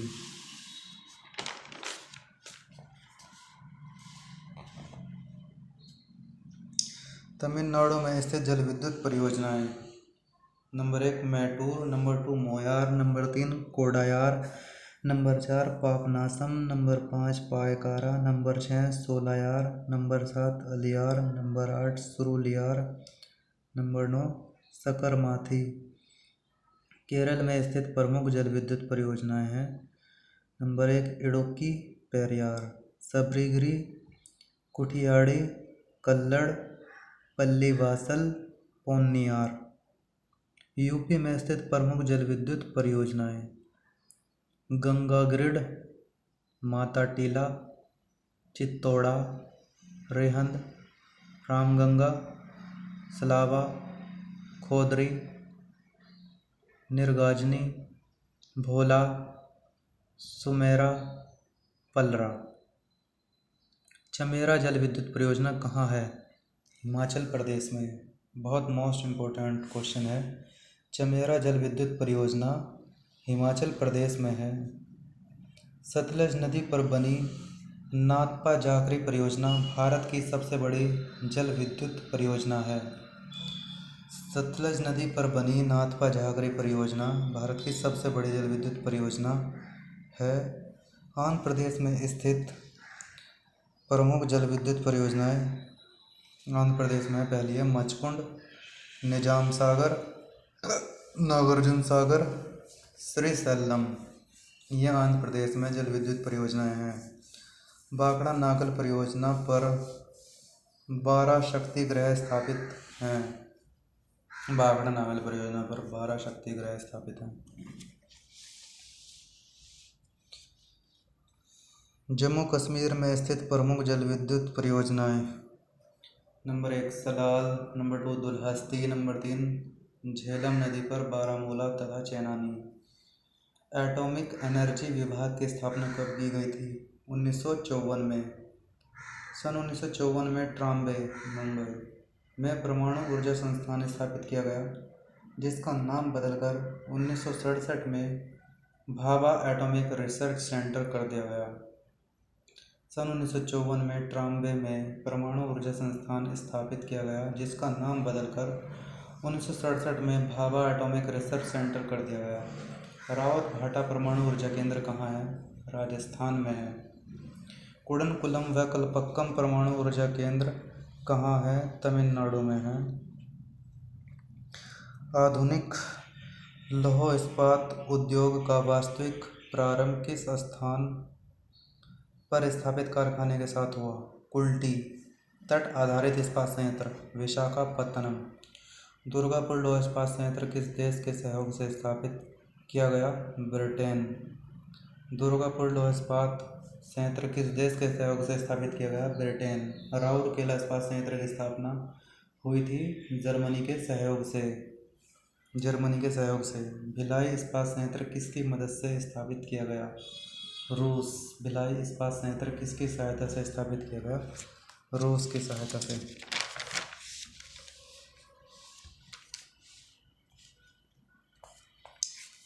भिलाई, दुर्गापुर और राउरकेला में लौह इस्पात संयंत्र की स्थापना किस पंचवर्षीय योजना के दौरान की गई? द्वितीय पंचवर्षीय योजना। भारतीय इस्पात प्राधिकरण लिमिटेड सेल की स्थापना कब की गई? 1974 में। स्वतंत्रता प्राप्ति के बाद बने थे भिलाई, दुर्गापुर, राउरकेला। भारत में प्रथम कपास मिल सूती वस्त्र उद्योग की स्थापना किस शहर में हुई? कोलकाता में। विभाजन के कारण भारत का कौन सा उद्योग बुरी तरह प्रभावित हुआ? जूट तथा रुई उद्योग। देश में आधुनिक तकनीक पर आधारित ऊनी कपड़े का प्रथम कारखाना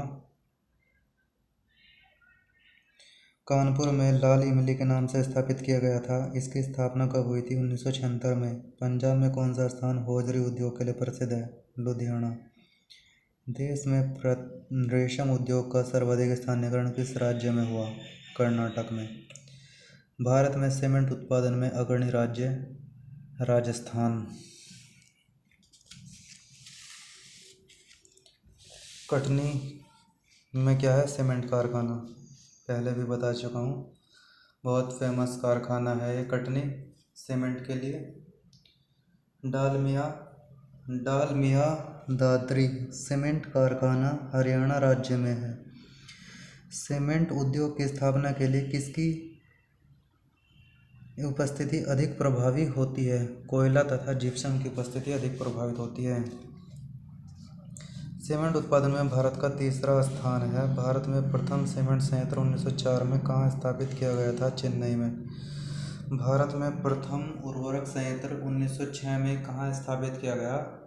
रानीपेट। भारत में सार्वजनिक क्षेत्र के अंतर्गत सर्वप्रथम उर्वरक संयंत्र स्थापित किया गया था सिंदरी में। भारत में कागज उद्योग का प्रथम सफल कारखाना सन 1879 में किस स्थान पर लगाया गया था? लखनऊ में। नेपा नगर में स्थित सबसे महत्वपूर्ण उद्योग है अखबारी कागज। भारत मशीन प्लांट स्थित है रांची में। भारी मशीन प्लांट स्थित है रांची में। बरौनी किस उद्योग के लिए प्रसिद्ध है? तेल शोधन उद्योग में। बरौनी किस उद्योग के लिए प्रसिद्ध है? तेल शोधन उद्योग।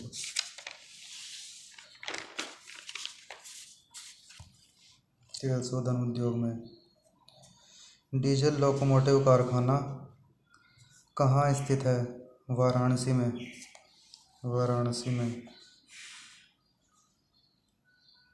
कानपुर चमड़ा उद्योग के लिए प्रसिद्ध है। महाराष्ट्र में स्थित पिंपरी किसके लिए प्रसिद्ध है? एंटीबायोटिक उद्योग के लिए। देश की प्रमुख मोटर निर्माता कंपनी मारुति उद्योग लिमिटेड कहाँ स्थापित किया गया था? गुड़गांव में। देश की प्रमुख जीप निर्माता company Mahindra and Mahindra company limited किस स्थान पर स्थापित है? पुणे में। भारत का सबसे महत्वपूर्ण लघु उद्योग हथकरघा उद्योग। बरौनी तेल शोधक कारखाने की स्थापना किस देश के सहयोग से की गई थी? पूर्व सोवियत संघ रूस। मध्य प्रदेश में पीथमपुर को किसके लिए माना जाता है? ऑटोमोबाइल के लिए। किस राज्य में पेट्रो रसायन उद्योग के लिए आदर्श दशाएं पाई जाती हैं? गुजरात में। वर्तमान में भारत सबसे बड़ा तेल शोधक कारखाना बड़ोदरा IOC। इलेक्ट्रॉनिक लोकोमोटिव का निर्माण किया जाता है चित्तरंजन में। बिहार में पहली चीनी मिल स्थापित हुई थी महरौरा में। बिहार में तेल शोधक कारखाना बरौनी में है। कौन सा उद्योग मुरी में स्थापित किया गया है? एल्युमिनियम उद्योग। तातीपाका तेल शोधनशाला किस राज्य में है? आंध्र प्रदेश में। प्रथम तेल परिष्करण संयंत्र कहाँ स्थापित किया गया? डिगबोई में। सबसे बड़ा तेल शोधक कारखाना जामनगर में पाया जाता है। टिस्को संयंत्र किसके लिए नज़दीक है? टाटा नगर। यात्री रेल डिब्बों का निर्माण कहाँ होता है? पंजाब और तमिलनाडु में। यात्री रेल डिब्बों का निर्माण पंजाब और तमिलनाडु में होता है। यूपी में दियासलाई उद्योग का प्रमुख केंद्र कहाँ है? बरेली में। यूपी में दियासलाई उद्योग का प्रमुख केंद्र बरेली में है। झारखंड में आयरन और स्टील संयंत्र कहाँ है? बोकारो में। झारखंड में आयरन और स्टील संयंत्र बोकारो में। भारत में रासायनिक उर्वरकों के दो बड़े उपभोक्ता हैं, पंजाब और हरियाणा। पंजाब और हरियाणा। पोत निर्माण यार्ड मझगांव डाक कहाँ स्थित है? मुंबई। गुजरात नमक का अग्रणी उत्पादक है। चीनी का कटोरा उत्तर प्रदेश को कहा जाता है। शर्करा फैक्ट्रियों की अधिकतम संख्या यूपी में है। भारतीय जूट उद्योग के लिए प्रमुख प्रतिद्वंदी कौन है? बांग्लादेश। बिहार में डालमिया नगर सीमेंट उद्योग के लिए फेमस है। पेट्रो रसायन के उत्पादन का सबसे बड़ा केंद्र जामनगर है। पेट्रो रसायन के उत्पादन का सबसे बड़ा केंद्र जामनगर है। भारत में रेल के डिब्बे कहाँ बनाए जाते हैं? कपूरथला तथा पेरम्बूर में। टेस्को की स्थापना कब हुई थी? 1907 में। टेस्को की स्थापना 1907 में हुई थी। भारत में इस्पात उत्पादन उद्योग को किसके आयात की अपेक्षा होती है? कोकिंग कोयला। सॉफ्टवेयर किसका उदाहरण है? फुटलॉज उद्योग का। सॉफ्टवेयर किसका उदाहरण है? फुटलॉज उद्योग का। दक्षिण भारत का मैनचेस्टर कौन है? कोयम्बटूर। Most important. दक्षिण भारत का मैनचेस्टर कोयम्बटूर। सेल की स्थापना कब हुई? 1774 में। सेल की स्थापना 1774 में। पूर्व का बोस्टन किसे कहा जाता है? अहमदाबाद। Most important. उत्तर भारत का Manchester Kanpur. Most important question. सूती वस्त्रों की राजधानी मुंबई। कटनी एमपी का एक जिला है जहां सीमेंट कारखाना है। कांच उद्योग फिरोजाबाद को कहा जाता है। पीतल उद्योग मुरादाबाद में होता है। स्लेट उद्योग मरकपुर में होता है। हस्त निर्मित कालीन उद्योग मिर्जापुर में होता है। ऊनी वस्त्र उद्योग जामनगर में होता है। लोहा एवं इस्पात उद्योग हासपेट। उर्वरक उद्योग हल्दिया में होता है। एल्यूमीनियम उद्योग कोरबा। कागज उद्योग के लिए फेमस नगर हैं यमुनानगर, गुवाहाटी, बल्लारपुर। किसे राजस्थान की मरुगंगा के नाम से जाना जाता है? इंदिरा गांधी नहर को। किसे राजस्थान की मरुगंगा के नाम से जाना जाता है? इंदिरा गांधी नहर को।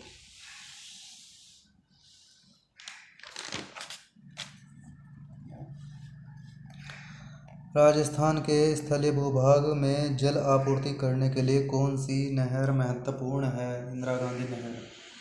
वह पहला राज्य कौन सा है जिसने राज्य भर के सभी घरों में रूफटॉप वर्षा जल संचयन अनिवार्य बना दिया है? तमिलनाडु। तुंगभद्रा बांध कहाँ है? कर्नाटक में। तुंगभद्रा बांध कर्नाटक में है। वंशधारा जल विवाद अधिकरण में कौन से राज्य शामिल हैं? उड़ीसा और आंध्र प्रदेश। धुआंधार जलप्रपात किस नदी पर बना है? मध्य प्रदेश में नर्मदा नदी पर धुआंधार जलप्रपात बना है। मध्य प्रदेश में नर्मदा नदी पर धुआंधार जलप्रपात बना है। मोस्ट इम्पोर्टेंट प्रश्न है ये। राणा प्रताप सागर बांध राजस्थान में स्थित है। सरदार सरोवर बांध गुजरात में नर्मदा नदी पर बना है। रुकुरा मध्यम सिंचाई बांध परियोजना किस राज्य में है? उड़ीसा में है। इंदिरा गांधी नहर या राजस्थान नहर को किस नदी से जल मिलता है? सतलज नदी से। सारण सिंचाई नहर निकलती है गंडक नदी से।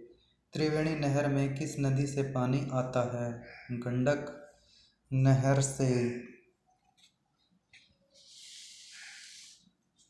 राजस्थान नहर का नया नाम इंदिरा गांधी नहर। किसने जम्मू कश्मीर में विकसित किए जा रहे किशन गंगा हाइड्रो पावर परियोजना के निर्माण पर आपत्ति उठाई? पाकिस्तान ने। जायकवाड़ी परियोजना किस नदी पर स्थित है? गोदावरी पर। कोयना परियोजना किस राज्य की प्रमुख बहुउद्देशीय नदी घाटी परियोजना है? महाराष्ट्र की। गिरना परियोजना भी महाराष्ट्र की है। हीराकुंड परियोजना उड़ीसा में है। हिडकल परियोजना किस नदी पर स्थित है? घाट प्रभा नदी पर। घाट प्रभा नदी पर। काकरा पार परियोजना किस नदी से संबंधित है? ताप्ती नदी से।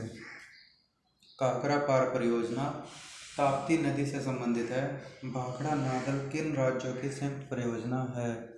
हरियाणा, पंजाब और राजस्थान। हरियाणा, पंजाब और राजस्थान की संयुक्त परियोजना भाखड़ा नागल परियोजना है। अलमाटी बांध कृष्णा नदी पर बना है। अलमाटी बांध कृष्णा नदी पर बना है। पोंग बांध किस नदी पर बनाया गया है? व्यास नदी पर। पोंग बांध व्यास नदी पर बनाया गया है। दक्षिण भारत में सिंचाई व्यवस्था का अग्रदूत किसे माना जाता है? सर आर्थर कॉटन को। सर आर्थर कॉटन को।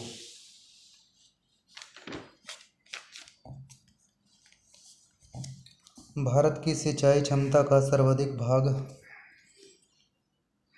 पूरा होता है लघु परियोजनाओं से। मंगलम सिंचाई परियोजना केरल में है।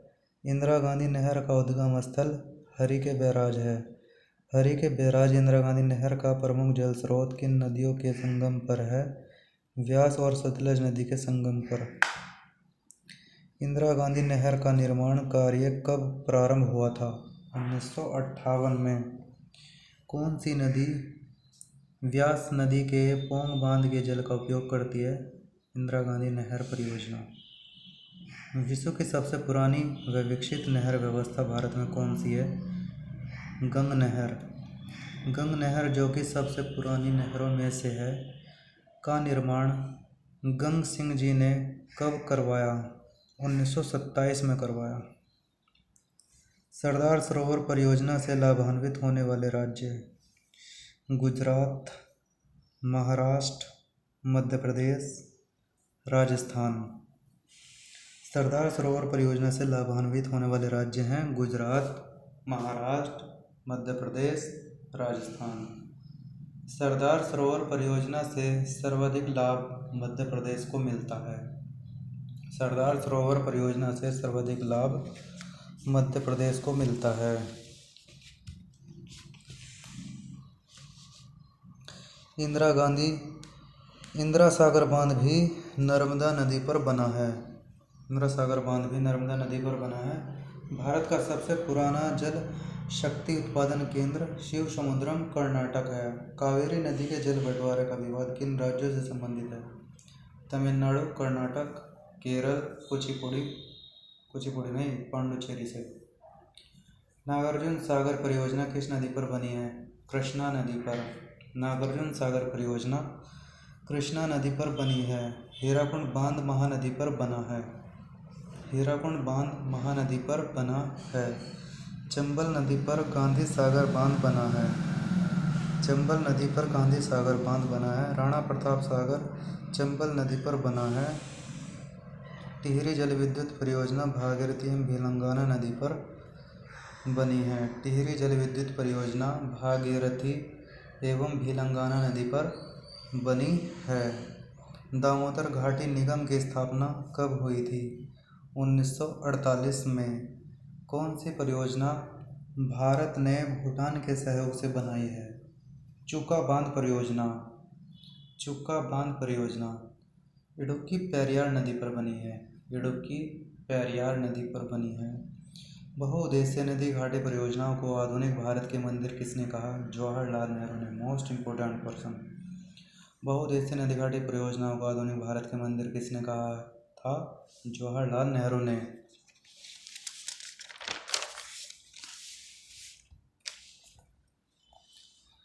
कावेरी नदी पर मैटूर बांध बना है। कृष्णा नदी पर अलमाटी बांध बना है। तिलैया बांध बराकर नदी पर बना है। मैटूर परियोजना तमिलनाडु में है। मयूर राक्षी पश्चिम बंगाल में है। भारत में सबसे पुराना जल विद्युत स्टेशन है सिंदराबाग, दार्जिलिंग, पश्चिम बंगाल में। भारत में प्रथम जल विद्युत संयंत्र की स्थापना कब की गई थी? दार्जिलिंग में की गई थी। फरक्का बांध पश्चिम बंगाल में है। घाट प्रभा बांध कर्नाटक में है। काकरा पार गुजरात में है। रेहंद परियोजना यूपी में है। उकाई परियोजना गुजरात में है। कोयना परियोजना महाराष्ट्र में है। मेजा बांध का निर्माण हुआ है कोठारी नदी पर। कोठारी नदी पर। तुलबुल परियोजना का संबंध किस नदी से है? झेलम नदी से। तुलबुल परियोजना का संबंध झेलम नदी से है। बगलिहार पनविद्युत बिजली। पनविद्युत परियोजना को हाल ही में चर्चित रही है, कहाँ स्थित है? जम्मू कश्मीर में। महाकाली संधि भारत और नेपाल देश के मध्य है। रिहंद परियोजना सोन नदी पर बनी है। रानी लक्ष्मीबाई बांध परियोजना बेतवा नदी पर बनी है। टिहरी बांध परियोजना भागीरथी नदी पर स्थित है। रामगंगा परियोजना रामगंगा नदी पर बनी है। दुलस्ती हाइड्रो पावर स्टेशन किस नदी पर बना है? चिनाब। ताप्ती नदी पर काकरापार बांध बना है। ताप्ती नदी पर काकरापार बांध बना है। ताप्ती नदी पर काकरापार बांध बना है। ताप्ती नदी पर काकरापार बांध बना है। गंडक किन दो राज्यों की संयुक्त परियोजना है? बिहार और उत्तर प्रदेश की। बिहार और उत्तर प्रदेश की। भारत में प्रथम बहुउद्देशीय नदी घाटी परियोजना का निर्माण किस नदी पर किया गया? दामोदर। मचकुंड परियोजना किन दो राज्यों की संयुक्त परियोजना है? उड़ीसा और आंध्र प्रदेश की। मचकुंड परियोजना किन दो राज्यों की संयुक्त परियोजना है? उड़ीसा और आंध्र प्रदेश की। मयूर राक्षसी परियोजना से भारत के कौन से दो राज्य लाभान्वित हो रहे हैं? पश्चिम बंगाल और झारखंड। पश्चिम बंगाल और झारखंड मयूर राक्षसी परियोजना से लाभान्वित हो रहे हैं।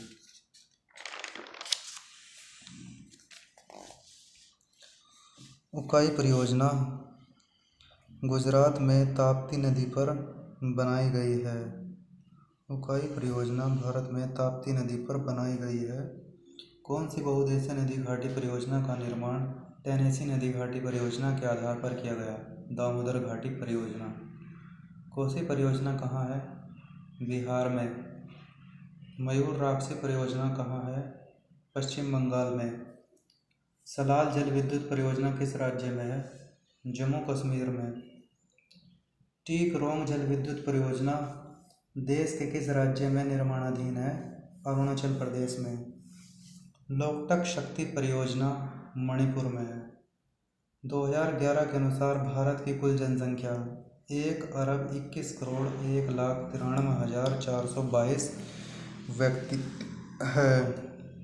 देश की 15वीं और स्वतंत्र भारत की 7वीं जनगणना 2011 कहलाती है। भारत में विश्व का 2.42% क्षेत्र और 17.5% जनसंख्या मिलती है। जनसंख्या घनत्व 382 व्यक्ति प्रति वर्ग किलोमीटर। सबसे कम जनसंख्या वाला राज्य सिक्किम है। यूपी का लिंग अनुपात 908/1000। यूपी का घनत्व 828 प्रति व्यक्ति प्रति वर्ग किलोमीटर। यूपी का अंशदान 16.49%। जनसंख्या प्रदेश का घटता क्रम। सबसे ज़्यादा जनसंख्या यूपी की हो गई, यूपी से कम महाराष्ट्र और महाराष्ट्र से कम बिहार की जनसंख्या, बिहार से कम पश्चिम बंगाल और पश्चिम बंगाल से आंध्र प्रदेश। यूपी की जनसंख्या जापान, बांग्लादेश और पाकिस्तान से भी अधिक है। भारत के पहाड़ी क्षेत्र वाले राज्य देश की 3.42% जनसंख्या रखते हैं। दक्षिण भारत में 5 राज्य ऐसे हैं दक्षिण भारत के जो 30% से अधिक जनसंख्या मिलती है, जहाँ पर हरियाणा अकेला ही विश्व के लगभग 2/3 देशों से अधिक जनसंख्या रखता है। पहाड़ी राज्यों में जनसंख्या 1 लाख से 2 लाख के बीच, जबकि मैदानी भागों में 2 लाख से अधिक जनसंख्या पाई जाती है। भारत की ग्रामीण जनसंख्या 68.84% होती है। जिन गांवों के साथ पूर्वा, पल्ली, नगला आदि शब्द जुड़े हैं वे उसके लघु आकार को व्यक्त करते हैं। जिन गांवों के साथ पूर्वा, पल्ली, नगला आदि शब्द जुड़े हैं वे उसके लघु आकार को व्यक्त करते हैं। खुर्द का अर्थ पुत्र से लगाया जाता है, जबकि कला का मूल गांव माना जाता है। कला को मूल गांव माना जाता है। खास गांव का अर्थ प्राचीन गांव, जिसके निकट बाद में नवीन गांव भी बसा होता है। जनसंख्या घनत्व को निकालने का फॉर्मूला होता है जनसंख्या घनत्व = देश की संपूर्ण जनसंख्या बटे देश का संपूर्ण भौगोलिक क्षेत्रफल। असम की जलवायु लोगों को मलेरिया से ग्रसित करती है, इसलिए जनसंख्या घनत्व कम पाया जाता है। 2011 की जनगणना के अनुसार अरुणाचल प्रदेश में न्यूनतम जनसंख्या घनत्व 17 व्यक्ति प्रति वर्ग किलोमीटर तथा बिहार में सर्वाधिक घनत्व 1102 व्यक्ति प्रति वर्ग किलोमीटर था। केंद्र शासित प्रदेशों में जनसंख्या का सर्वाधिक घनत्व दिल्ली में 11,297 व्यक्ति प्रति वर्ग किलोमीटर तथा अंडमान एवं निकोबार द्वीप समूह में सबसे कम 46 व्यक्ति प्रति वर्ग किलोमीटर दर्ज है। असम और मध्य प्रदेश में जनसंख्या घनत्व कम है। यूएसए में जनसंख्या घनत्व बहुत कम है, 30 व्यक्ति पर किलोमीटर स्क्वायर, फिर भी सर्वाधिक समृद्धशाली देश है। सन 1911 में 11 से 1921 के मध्य जनसंख्या की वृद्धि दर नकारात्मक 0.31% रही।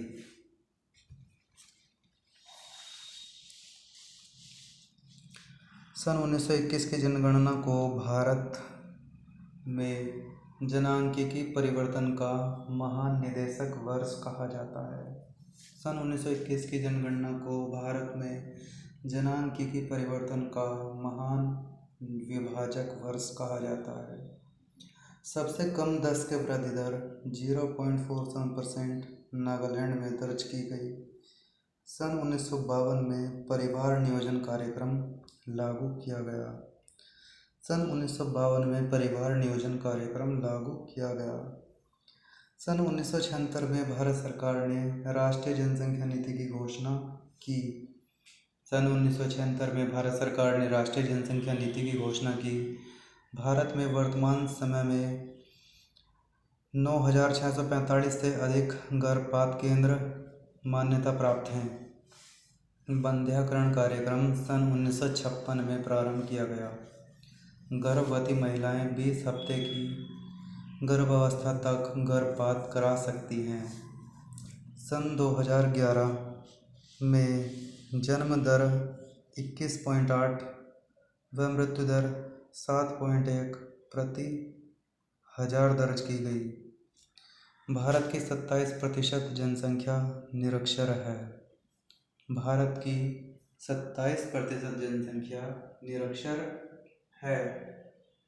सर्वाधिक नगरीकरण की अवधि 1971 में सर्वाधिक नगरीकरण की अवधि 1971 से 1981 है। सर्वाधिक नगरीकरण की अवधि 1971 से 1981 है। महाराष्ट्र में भारत की 13.48% नगरीय जनसंख्या मिलती है।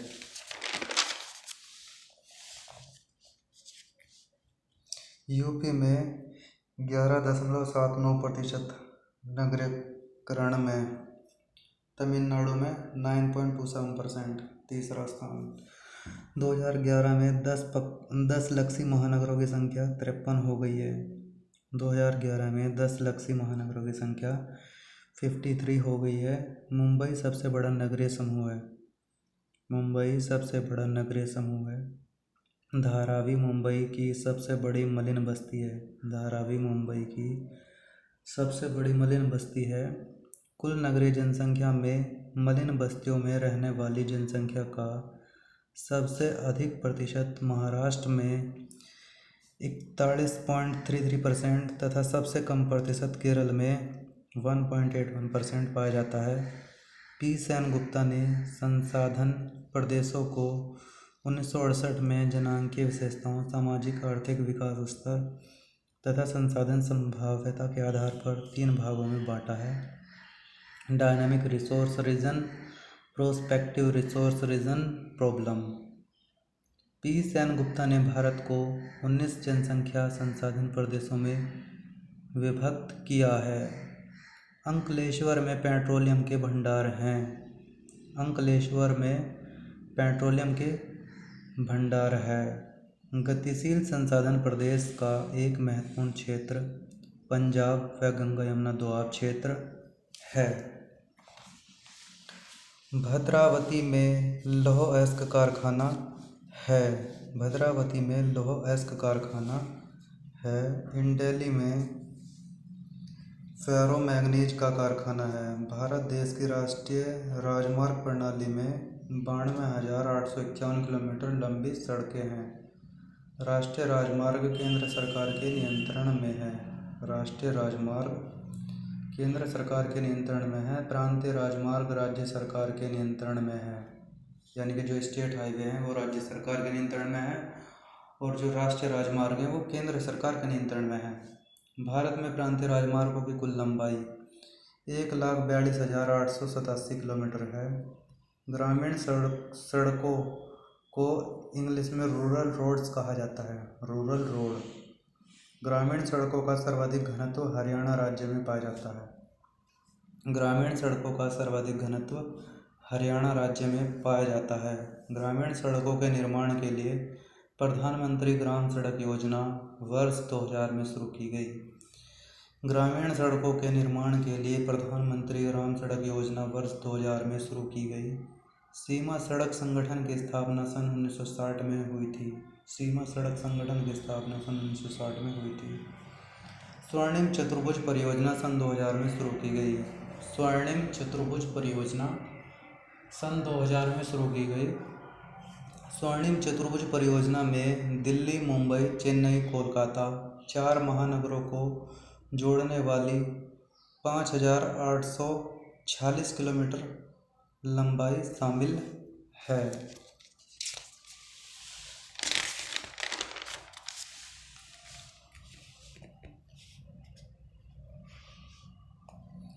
जीटी रोड भारत की सबसे पुरानी सड़क है। जीटी रोड भारत की सबसे पुरानी सड़क है।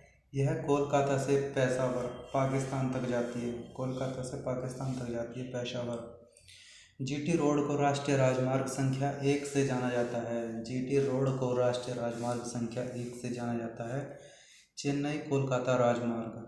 यह सड़क मार्ग चेन्नई से गुंटूर, रायपुर, संबलपुर होते हुए कोलकाता तक जाता है। यह राष्ट्रीय राजमार्ग संख्या 5 के नाम से जाना जाता है। दिल्ली मुंबई राजमार्ग। दिल्ली मुंबई राजमार्ग।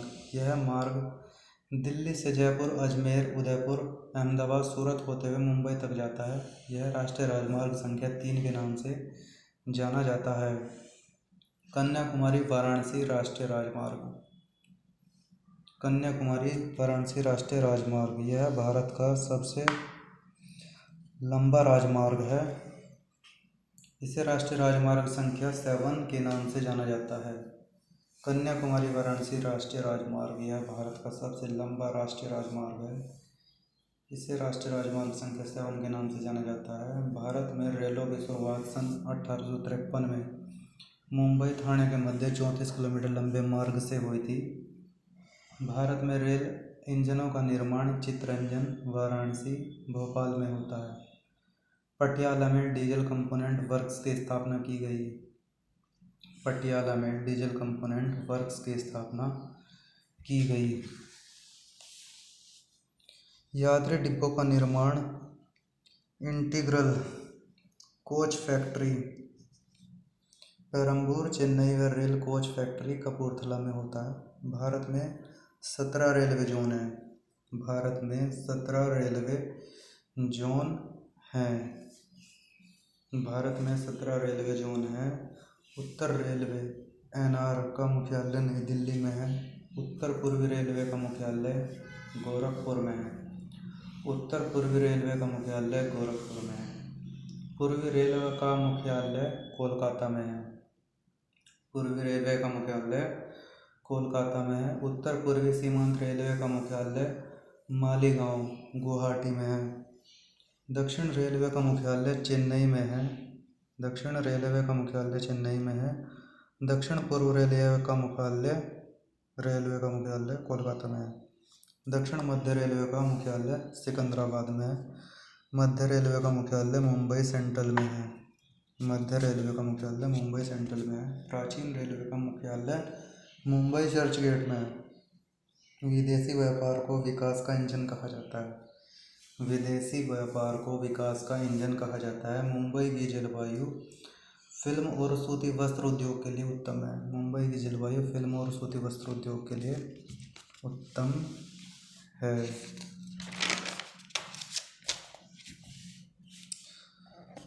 भारत के पश्चिमी तट पर केरल राज्य में कोच्चि बंदरगाह है।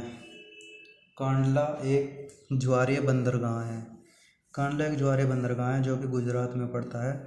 कोच्चि बंदरगाह से चाय, टोपियोका, कहवा, गरम मसाले, नारियल, चंदन की लकड़ी, इलायची, नारियल की रस्सी तथा मछली प्रमुख है।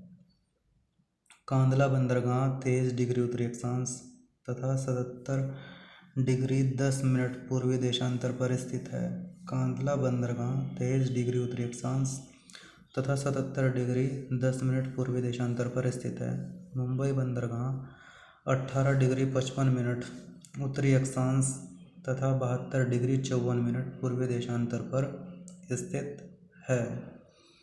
कोच्चि बंदरगाह 9 डिग्री 58 मिनट उत्तरी अक्षांश तथा 76 डिग्री 17 मिनट पूर्वी देशांतर पर स्थित है। कांडला बंदरगाह का निर्माण सन 1930 में किया गया था। कांडला बंदरगाह का निर्माण सन 1930 में किया गया था। कांडला बंदरगाह कच्छ की खाड़ी के पूर्वी सिरे पर भुज से 48 किलोमीटर दूर स्थित है।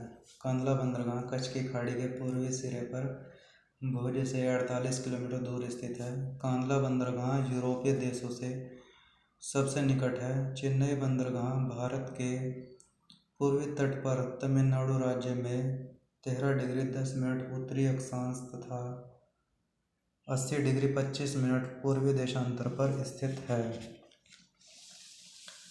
कोलकाता बंदरगाह पश्चिम बंगाल राज्य में हुगली नदी के किनारे पर स्थित है। कोलकाता बंदरगाह को पूर्व का द्वार कहा जाता है। कोलकाता बंदरगाह को पूर्व का द्वार कहा जाता है। कोलकाता बंदरगाह की भौगोलिक स्थिति 22 डिग्री 30 मिनट उत्तरी अक्षांश तथा 88 डिग्री 30 मिनट पूर्वी देशांतर पर पड़ती है। विशाखापट्टनम बंदरगाह आंध्र प्रदेश राज्य में भारत के पूर्वी तट पर स्थित है। यह देश का सबसे गहरा बंदरगाह है। विशाखापट्टनम बंदरगाह की भौगोलिक स्थिति 17 डिग्री 41 मिनट उत्तरी अक्षांश एवं 83 डिग्री पूर्वी देशांतर है। विशाखापट्टनम में लोहा इस्पात, जलयान निर्माण, पेट्रोल शोधनशाला, रासायनिक उर्वरक तथा अन्य भारी उद्योग केंद्र स्थित है। इंडिया ए रीजनल ज्योग्राफी पुस्तक प्रोफेसर R.L. सिंह द्वारा संपादित की गई सन 1971 में। पी सेन गुप्ता ने भारत को 7 मैक्रो और 42 मेसो प्रदेशों में विभाजित किया। पी सेन गुप्ता ने भारत को 7 मैक्रो और 42 मेसो प्रदेशों में विभाजित किया। L.S. भट्ट एवं V.L.S. प्रकाश राव ने भारत को 11 प्रमुख एवं 51 उप प्रदेशों में बांटा है।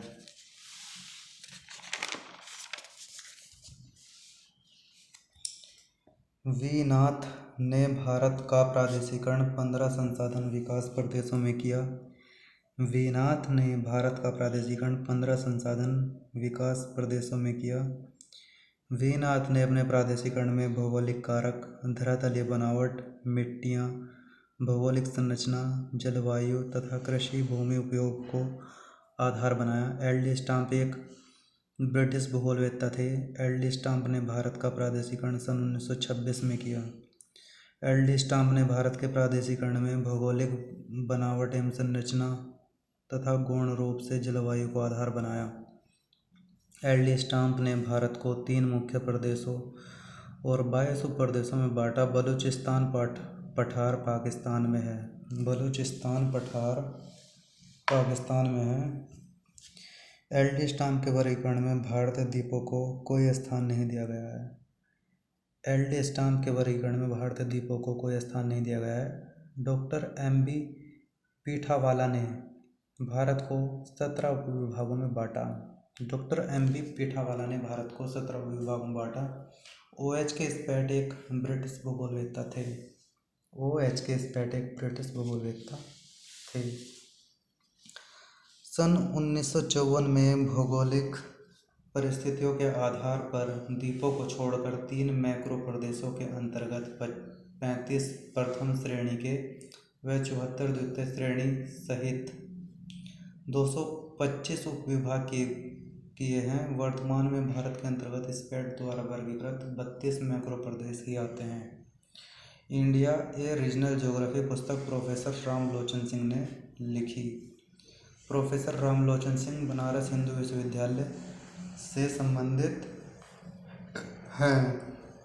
प्रोफेसर रामलोचन सिंह ने भारत को 4 बड़े विभागों में बांटकर 28 मेसोस्तरीय, 67 प्रथम क्रम के तथा 192 द्वितीय क्रम के प्रदेशों में बांटा है।